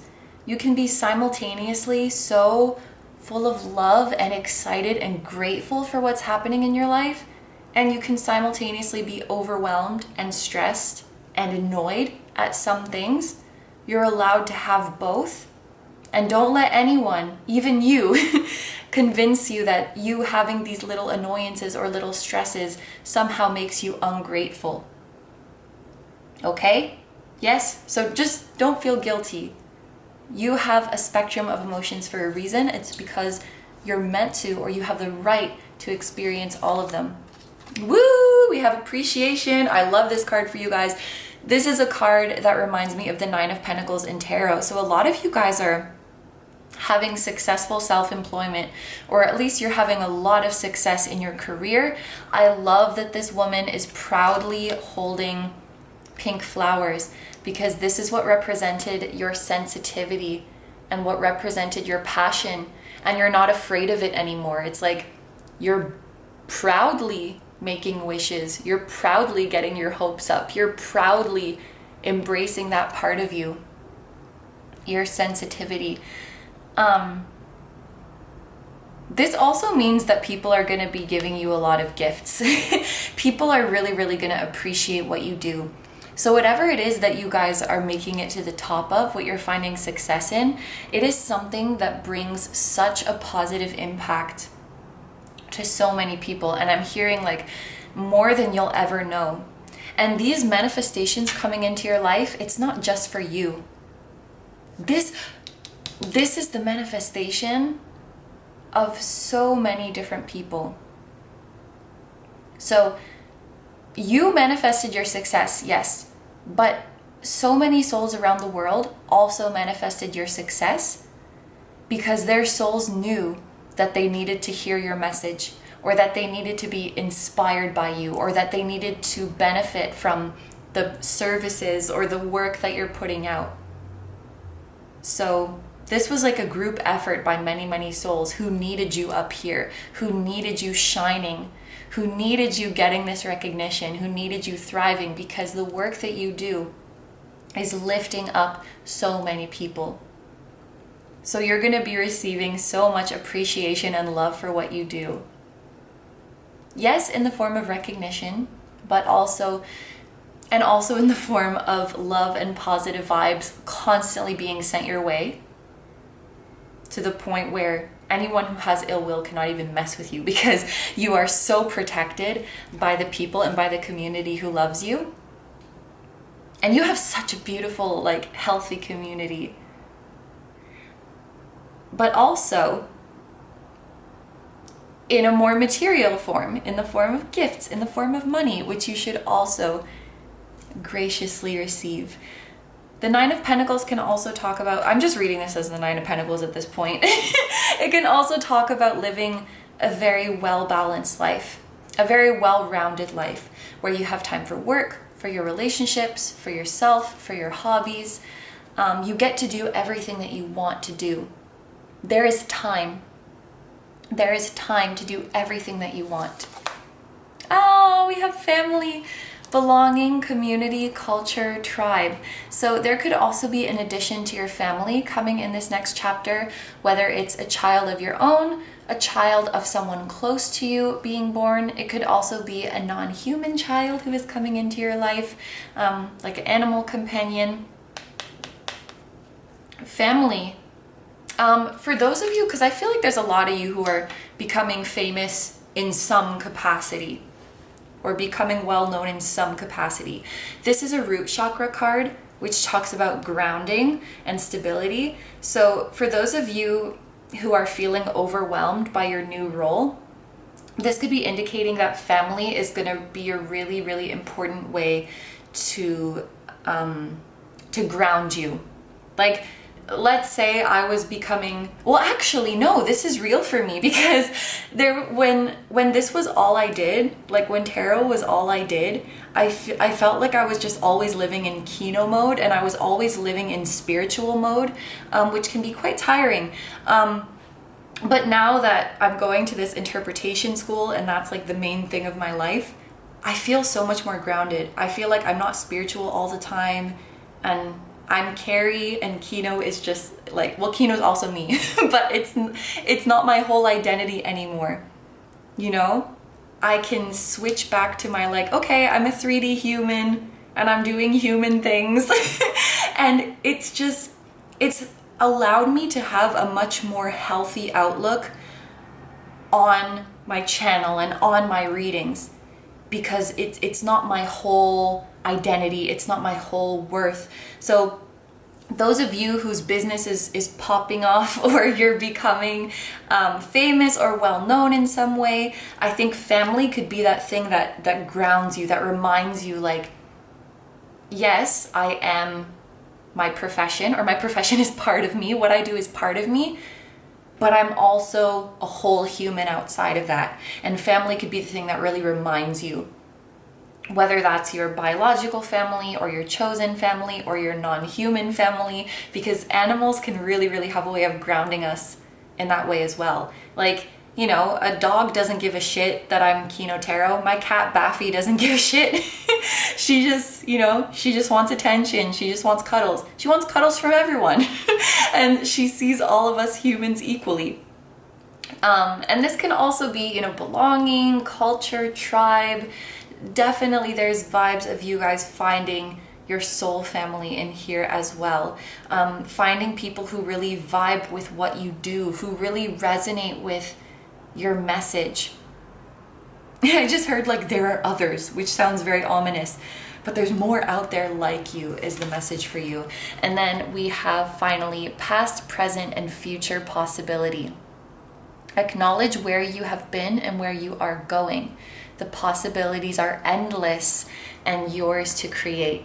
This is your motto for the new reality. The possibilities are endless and yours to create. And with this Magician and this Page of Wands here, this tells me that, and this, because you're honoring your desires, you're honoring your hope. You're not afraid of it, you're not suppressing it anymore, you're honoring it and you're letting it fuel you and you're letting it materialize. This shows me that you guys are going to be having so much fun manifesting big things, manifesting small things, manifesting medium things. The motto of this new reality is like, I am a master manifester and I can manifest anything my heart desires, and I honor my heart's desires.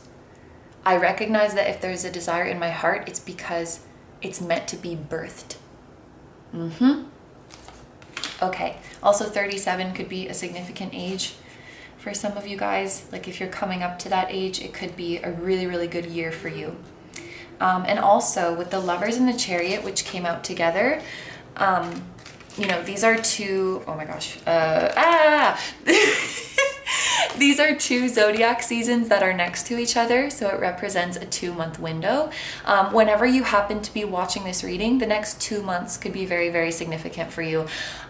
I apologize for the chaotic energy of this reading. I was just very excited and okay, but beautiful messages for you guys. I'm going to end the reading here. Thank you very, very much for letting me do this reading for you. I hope you have a wonderful day or night whenever you're watching, and I wish you all the best. Please take good care of yourself. Stay healthy. Don't forget to like, comment, and subscribe if you feel like doing that. And definitely feel free to, you know, check out my music channel as well, my Instagram. The song at the beginning of this video was an original song, so if you're interested, sorry guys, it's also Mercury retrograde when I'm filming this, so I'm just I'm a little bit frazzled.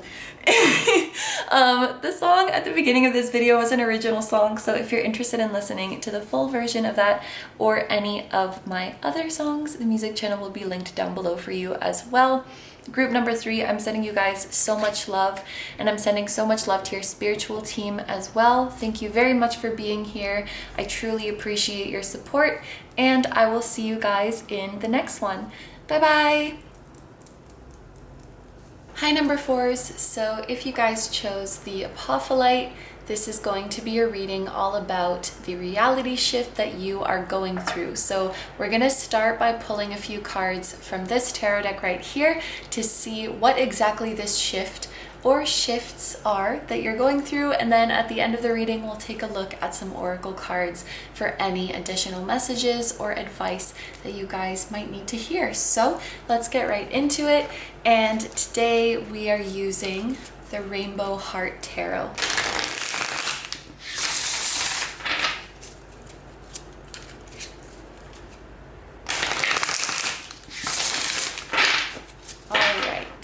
Group number 4. What is the reality shift that group number 4 is going through? So to start off, we have the 4 of Swords. Woo! We have the 7 of Cups, which almost wanted to fall off the table. And we have the 8 of Pentacles, and I just saw 111. 111. To clarify the 4 of Swords,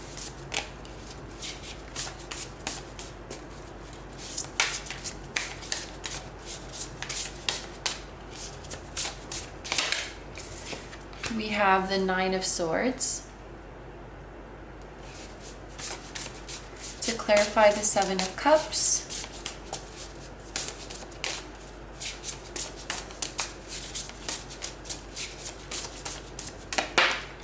we have the Hierophant. And to clarify the Eight of Pentacles, we have the Empress. Okay, so let's start by mentioning the zodiac signs that are here. With the Hierophant, we have Taurus energy. With the Empress, we have Taurus energy again, and we also have Libra energy. So Taurus and Libra could be significant placements that you have. They could be the placements of somebody significant in your life, or Taurus season, so late April to late May, or Libra season, late September to late October, could be significant windows of time for you. But another thing that I want to mention for this group is that, I sort of I imagine myself filming readings before I actually film them. And I was thinking to myself, if the Empress came out in this reading, it would probably have something to do with like a physical glow up or something to do with your appearance, with your beauty. So one element of your reality shift could have something to do with your physical appearance. And this would be in a positive way, of course. So, something about your appearance changing where you feel more beautiful, or I feel like I even gave this example in the intro of the video, like suddenly your hair is growing really fast when you've been trying to grow out your hair.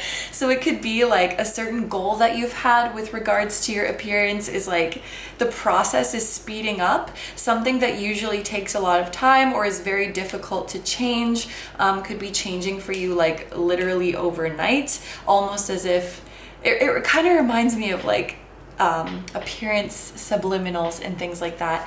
This could also have to do just with your self-image in general. So you just becoming a lot more confident in the way you look, in the way you present yourself, and really enjoying and feeling comfortable in your physical body. That could be an element of this reality shift as well.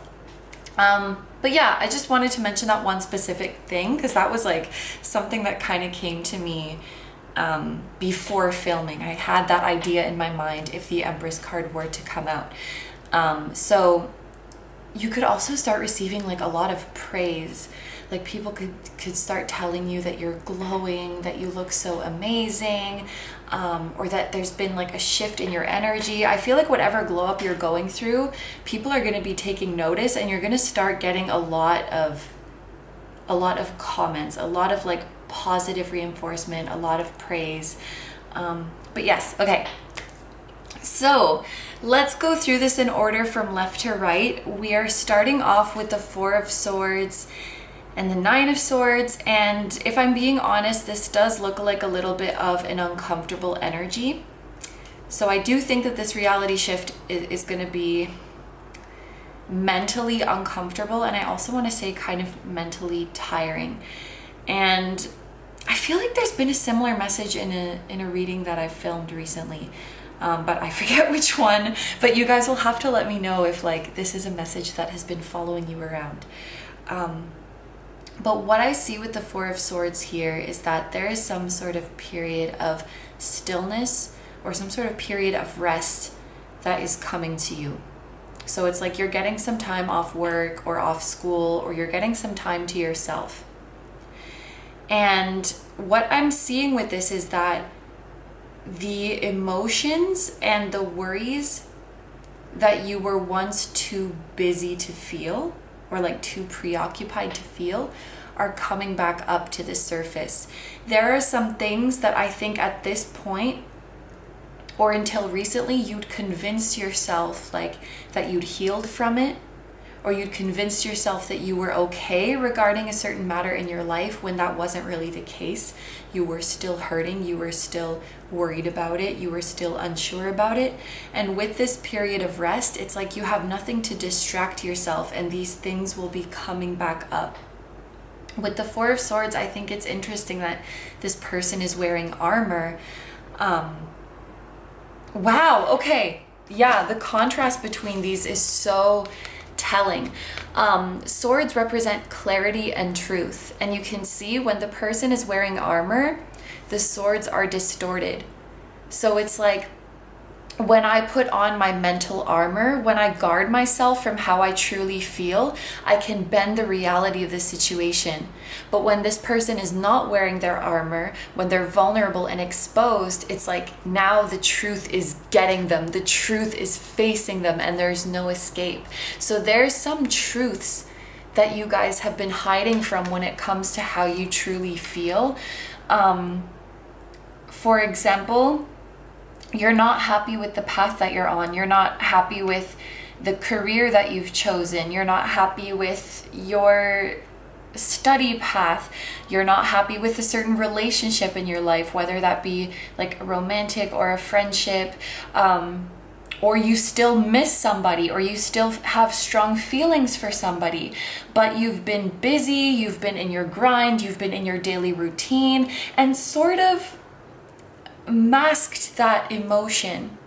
And you've been able to sort of bend the truth by keeping yourself guarded with busyness, with occupiedness.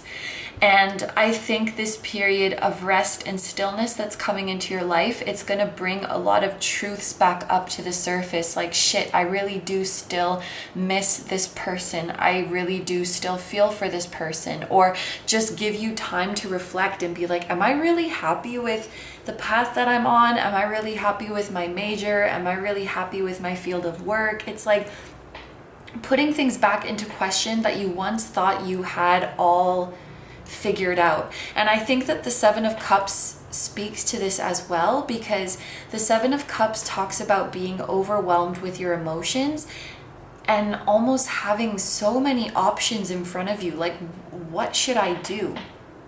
It's like, I feel like you guys maybe haven't questioned your path in a while, or you hadn't questioned your path until recently. And this truth that you don't have to be on the path that you're on right now, I think it can be kind of overwhelming, because it's like, if I'm not on this path, then what do I do? There's like a million different ways that you can go. And so I think that the beginning of this reality shift starts with this feeling of being overwhelmed, but it is really, really freeing when you realize that all of these options are not meant to paralyze you, they're not meant to scare you, but they're meant to give you freedom, and they're meant to remind you that the world is your oyster. This can be something that is very empowering for you. I just have to mention, with the Seven of Cups being very dreamy and the fact that there's a mushroom here, and I'm not advocating for this at all, but for some of you, it could be some kind of trip that you go on, like with psychedelics or something of that nature. Or it could just be a really, really strong meditation, because I know what those can do as well. That sort of gives you this revelation of like, there's a lot of things that I'm doing in my life that I've just assumed were a given, and they don't have to be. Like from the career I'm pursuing, to the people I hang out with, to the habits I have, to the beliefs I have, to what I wear. Like, these things are not a given. They can be anything. And it's like this overwhelming of having so many options of what you can do with your life. And with the Hierophant clarifying this Seven of Cups, I feel like you're realizing the elements of you that were just like passed on by tradition of your family, or tradition of your culture, or traditions of society, because the Hierophant talks about these structures that are in place, talks about these norms that are in place. And a lot of people stay in these norms and stay within these lines because they're trying to avoid this Seven of Cups. Like, it's too overwhelming to think you can do whatever you want with your life. You can be whatever you want. It's like too much options for our brain. It's too much energy to think about that. So we just stay with the status quo. We stay with what's easy. And I feel like in some way for you guys, this is all being turned upside down. Some of you in this group, like, you're already in the midst of this shift. Like, maybe you've already had this moment and you're kind of in the middle of trying to navigate this. But I don't know, there's a feeling of it being scary. For some reason, there's a feeling of it being scary. The idea that you can do whatever you want with your life. And I think it has to do with like too many possibilities and the responsibility of choosing the right path. But I think the best thing to remember here is that there is no right or wrong path. I feel like your soul is calling you to follow your whims more, to follow your desires more, and to have fun with life more, and to not feel like you have to have everything figured out before you act. I did like life coaching for a few months recently, and this was like a big theme of it, to just be okay with not having things figured out and like play with your life. Like play with it, have fun with it, experiment, try different things. Like we're here to make the most out of life and to try different things and to not just assume that our life has to be one way. So I feel like this shift in particular in this group, it has a lot stronger vibes of like you playing an active role in bringing about this shift, or like a lot of inner work is involved here rather than something that's just like happening to you. It's like you play an active role in bringing about this shift, and that's really, really being highlighted here. And like the difficulty of it is being highlighted here. This transition is difficult, but it's going to be very, very worth it. There are ways that you can identify, there are ways that you can express yourself, there are paths that you can take that like you haven't even considered. For some of you, this might be a result of like being in a new physical environment or traveling where you meet people of different walks of life, and you might meet someone who is living your dream life and you're like, I didn't even know that that was allowed. I didn't even know that that was possible. Just for a hypothetical example so that you can kind of understand what I mean. Let's say you had a dream to not have a fixed base and to just travel the world and make money online, and for some reason you feel like that life isn't possible. And that's what keeps you okay with living the life that you're living right now, because you're like, oh, that dream of mine isn't possible anyway. It doesn't work like that. And then you meet someone who is literally living that very life, so you can't tell yourself this story anymore of like, this is why I'm just living the status quo because that's what's possible. When you see that your dream life is possible, it's like, in a way, that's scary, because you're like, shit, what do I do now? What am I doing? Now it's like in your hands, there's a way to get there. It's scary, but at the same time, it's so freeing.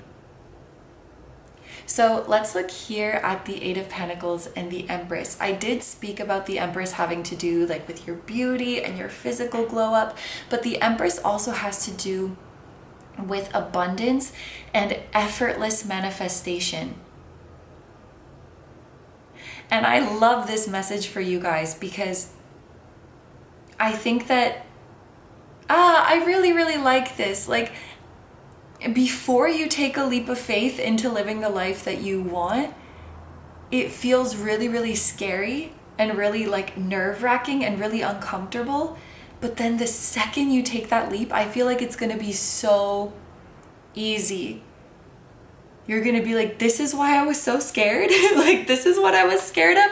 I'm sort of getting Six of Swords energy, even though it's not here, because that's very much a card that makes me think like you're so nervous before you take the leap, and then once you take the leap, it's so easy, it's so fun, it's so rewarding.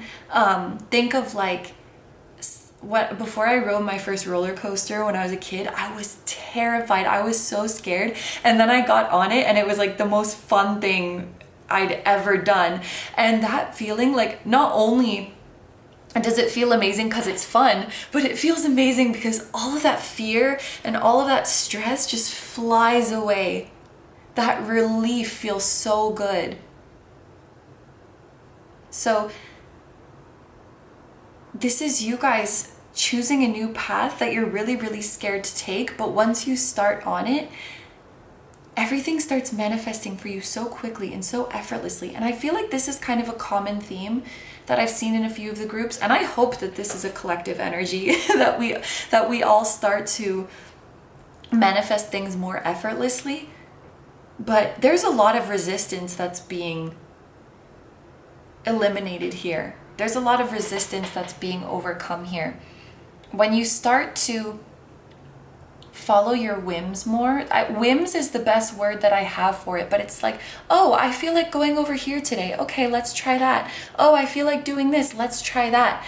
And I feel like this Hierophant energy has been kind of stopping you from doing that, because you're like, well, what's going to come of this? Like, what's going to be my long-term plan of this? And a little bit of planning is good, but if you feel like every single thing you do, like something has to come of it, or we have to keep doing this forever. If you keep trying to slap that like forever label on everything, or long-term label on everything, it stops you from being spontaneous. It stops you from having fun. It stops you from experimenting. And I feel like your soul really wants you to be in this energy, in this next chapter of your life, of just doing things on a whim, because that's what feels right in the moment, and see where it takes you. Let the plan create itself as you go along. Let the plan create itself as you go along. And you'll be amazed at where you end up. And you'll be amazed at how effortlessly you can manifest things. If you have everything so rigidly planned, it doesn't leave room for the universe to surprise you, because there are blessings out there in this world that you cannot even conceive of yet. But the universe can. And allowing your whims to guide you, and your emotions and your desires and your hunger and your thirst for adventure to guide you, it just like busts the door open for the universe to come in and surprise you with blessings that are beyond your imagination, that are beyond what you can even conceive. And this is very personal. In some readings, I would tell people like, you need to plan. You need to have a really specific plan. But for you guys, this is not what you need right now. I really feel your higher self calling you to live spontaneously. And if you don't know what you want, like if you don't know if you want chocolate, strawberry, or vanilla, try all of them. Like, there is no rule in this life that says like, you have one chance and you better choose wisely or it's over for you. And if this is a mentality that has been drilled into you at some point in your life, I feel for you, and I acknowledge that it's difficult to unlearn those things, but your higher self needs you to know that that is not like some universal truth that you have to live by. And I don't think that having it all figured out is a goal of this life. I felt this really strongly yesterday. Like, I was speaking with someone who, in my eyes, I'm like, oh wow, they really have it made. Like, they have this, they have this, they have this going in their life. Like, their life must be so easy because they have it all figured out. And they were talking to me and they're still like, yeah, I'm not really sure what I want to do. It's, this idea of what makes you have it all figured out is so subjective. For me, it was these things that this person had, but for them, it's something else. So they don't feel like they have it figured out. There's no universal standard for that. And so trying to chase that standard is futile. At the end of the day, we should just enjoy life. At the end of the day, we should just have fun and go where our whims take us. And you're gonna live such an abundant and enriching life if you go this way. That's what the Empress is promising. I want to get a clarifier for this Eight of Pentacles. It's kind of tripping me out that the Pentacles are creatures' heads. And I feel like it has a different message from what we usually see in the Eight of Pentacles. Okay, To clarify the Eight of Pentacles, we have the Ace of Wands. So this has something to do with your creativity. With your creativity and your creative skills. I got it. Okay. There is an interpretation of the Eight of Pentacles that I think I don't use very often. But this card is calling for it, and I understand why they're heads now. Because one interpretation that I sometimes see with the Eight of Pentacles is somebody who wears many different hats. Like can do many different things. And that's why I think they're heads. These are like all different facets of you that have different skill sets.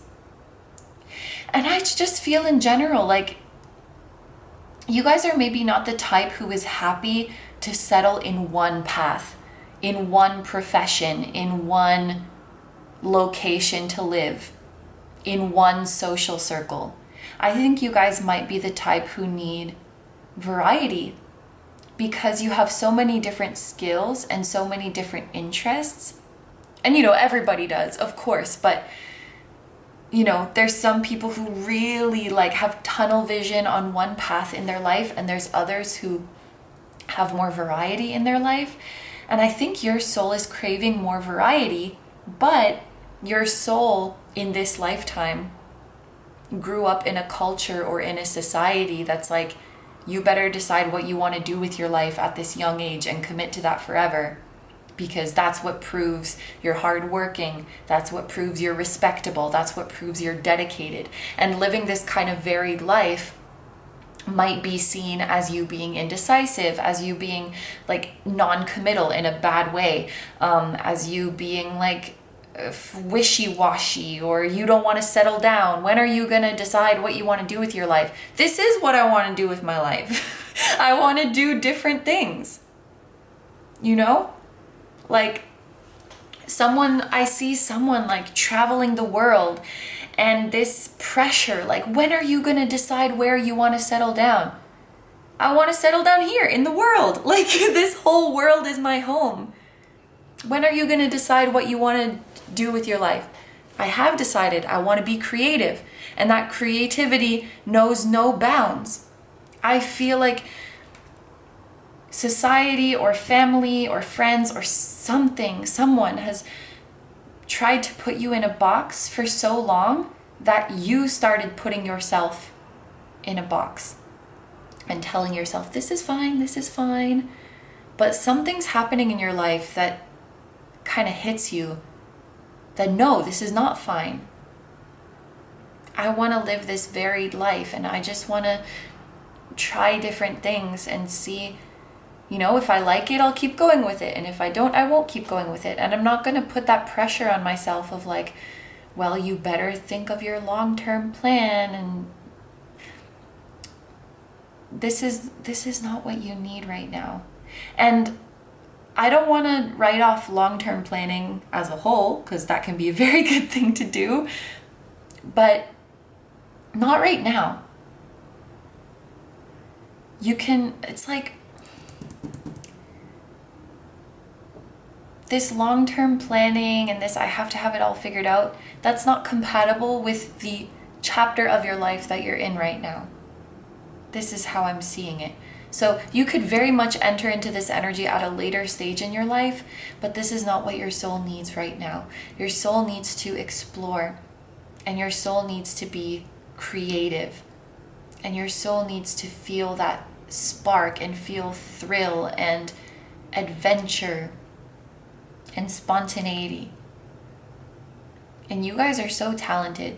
You guys can wear so many different hats. This would be like, in a movie, you're the writer and the director, and you also starred in it, and you also edited it, and you also casted the movie, and you also marketed the movie. Like, you can wear all the hats in whatever you want to do.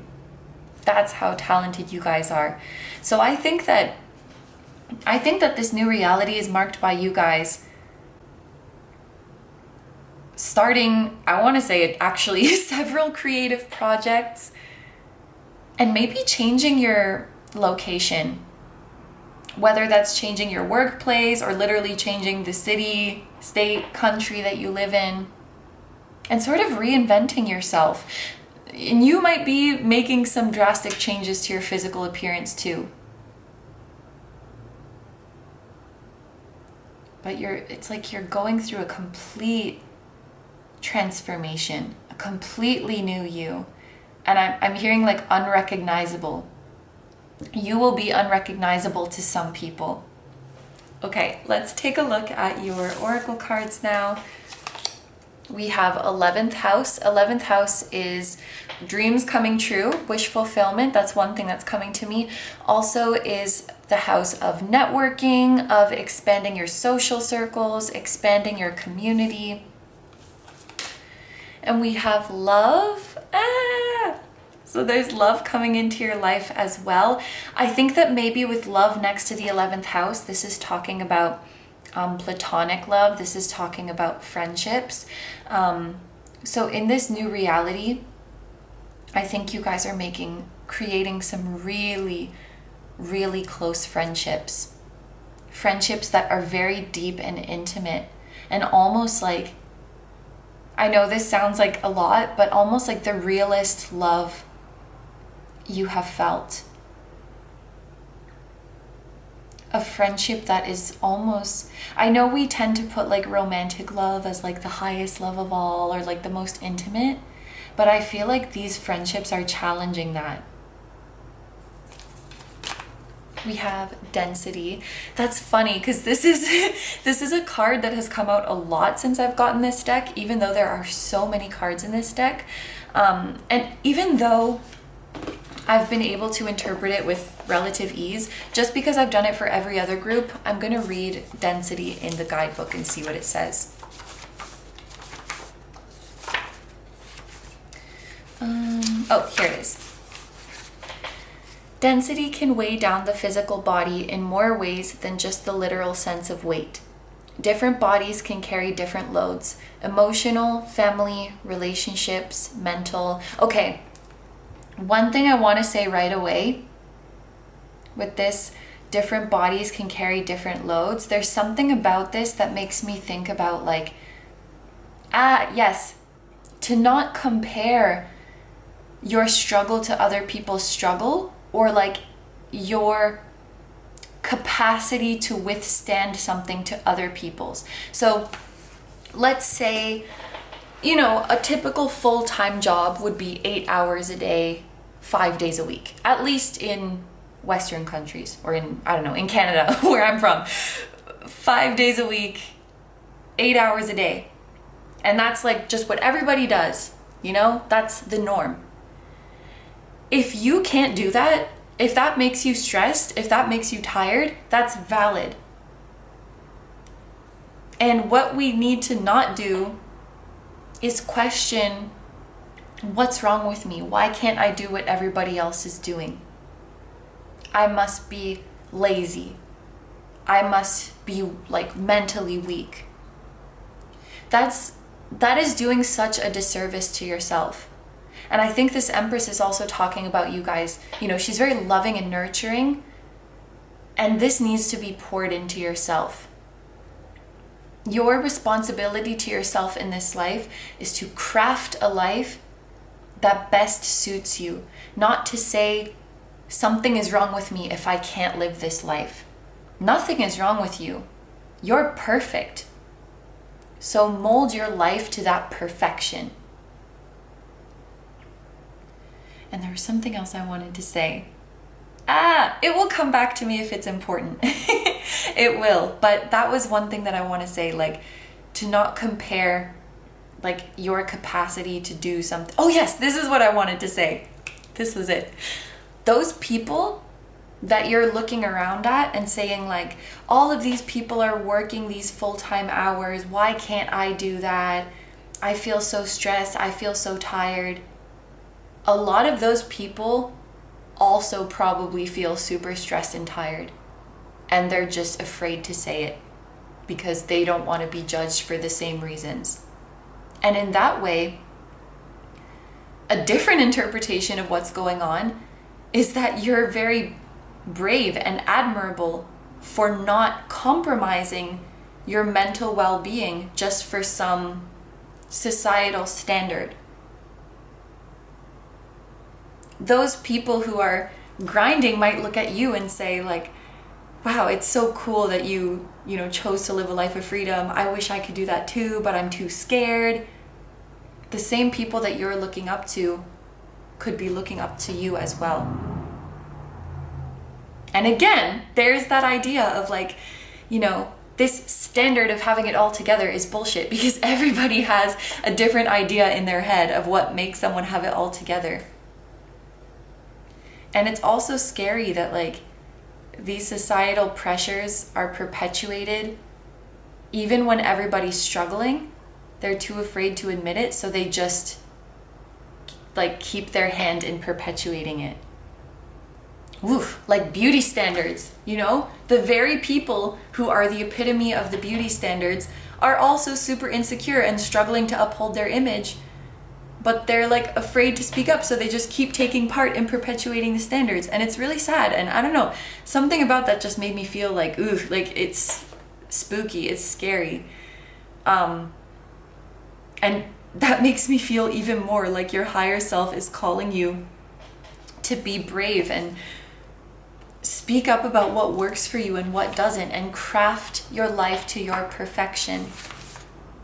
Okay, let's keep going. It can be difficult to cope with density as the weight presses down. It knocks us over, slows us down, and sinks us. It takes more air and oxygen to make it less dense. So breathing exercises could be very, very important for you guys as well. Such is the denseness of the air that it contains too much weight for us to bear at the moment. It is something that slows us down and becomes a burden that should be more free and unfettered, with more room and lightness. In this situation, the recommendation is to relax and become more aware. By dropping the weight, you can make the journey easier by allowing yourself to stop, breathe, make space, and then continue on. And your affirmation is, I drop my burdens. Wow. Okay. So the next oracle card that we have is the Angel of Strength. So this is a guardian angel who is watching over you. For some reason, I feel that this is a family member or an ancestor who is likely female, who is watching over you. You could also have an animal in heaven who is watching over you, especially if it is of the feline variety with this lion here. Or this ancestor of yours who's watching over you could be a Leo. But they're definitely here with you and keeping you strong. It's funny because, and this is the thing, whenever I have a message in my head and I don't say it, it just comes up again in another card. But the interpretation that I was giving with density when I wasn't reading the guidebook was how the energy of the 3D is so dense compared to the 5D, and it can be difficult to navigate for a lot of us. Like, life on Earth can feel very tough. And then I was thinking, oh, we have like 5 and 3 next to each other, which I would usually say like, oh, this is talking about the 3D and the 5D. And then we had another 5 come out. So that's confirming to me. This Angel of Strength is here for you in the 5D, and they will help to make your life feel less dense. They will help you to manifest. Oh, that's really sweet. They will help you to manifest more effortlessly. This angel is not here telling you to be strong or helping you to be strong. This angel is saying, I will be strong for you.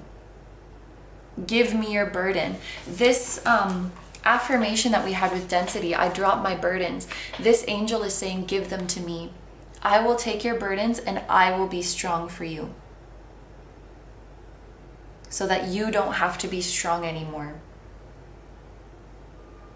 It took strength for you to get to where you are now, and it will take strength for you to go through this transition. But this is something that your spiritual team wants you to remember. You don't have to be strong all the time. It's allowed to be easy for you. It's allowed to be effortless for you. And that's a big message of the Empress too. We also have faith, hope, support, miracles, and spirituality. So this is a further indication that you guys have a lot of divine support with you. This angel of strength is definitely not the only one.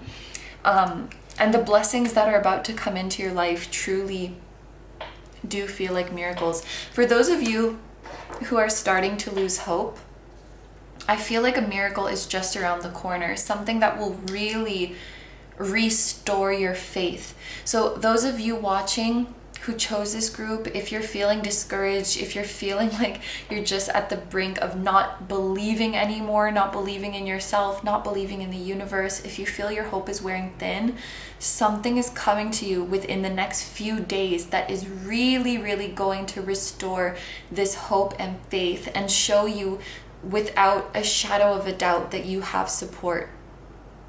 And I think it's going to bring you back to your spiritual path, or make you more enthusiastic about your spiritual path again. And then finally, we have divine blueprint. I also want to mention, interesting, we have 29. Oh wait. Yes, 48, 50. Some of you guys could be around this age, or 29. Or these could be significant ages for you if they're coming up.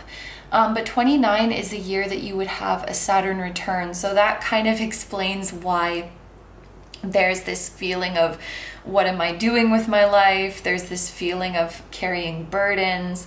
We are unlocking the sacred knowledge embedded in your DNA from your cosmic guardians. So you guys are changing at a cellular level. You're going through a transformation at a cellular level, and you will be unrecognizable. You're transforming physically, visually, you're transforming mentally, you're transforming spiritually, and your life around you is transforming. In less than a year. In less than a year from now, you'll be living a completely different life. Your life will be completely turned around for the better. Whatever you're struggling with physically, mentally, materially, spiritually, it's turning around quickly. Very quickly. It's like you've just gotten out of a period of like congestion. There was some kind of congestion, there was some kind of resistance. And now that you've gotten out of it, you're like, whoosh, you're just like out of the gate and running really, really fast. And this is so weird too. In the past couple days before filming this pile, these videos have been coming up on my Instagram of like animals that are wedged somewhere. Like they're stuck in a really tight place and they can't move. And then a human comes to get them out. And the second they get out, they like sprint off. Like lightning fast. And I think that's such a good representation of your energy. You guys have been in this, like you've been stuck.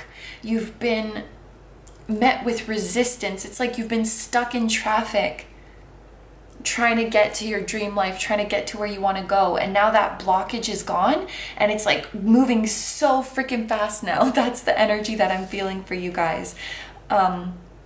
Which is obviously super exciting. Aquarius season could be significant for you guys as well with the 11th house here, which would be late January to late February. Or if you guys know your birth chart, then the season of your 11th house could be significant. So for example, I'm a Taurus rising. I have Pisces in the 11th house. So for me, this card would be talking about Pisces season. So if you do know your 11th house, that season, that month could be important for you guys as well. But group number 4, these are all the messages I have for you. So I'm going to end your reading here. Thank you very, very much for letting me do this reading for you. I hope you have a wonderful day or night whenever you're watching, and I wish you all the best. Please take good care of yourself, stay healthy. Don't forget to like, comment, and subscribe if you feel like doing that. And feel free to check out my Instagram, where I do weekly, sometimes twice a week, I do regular pick-a-cards over there. And my music channel, the song that you guys heard at the very start of this video was an original song. So if you're interested in listening to the full version of that song or any of my other ones, the music channel will be linked down below for you as well. Group number 4, I'm sending you guys so much love to your spiritual team as well. Thank you very much for being here. I truly appreciate your support, and I will see you guys in the next one. Bye bye.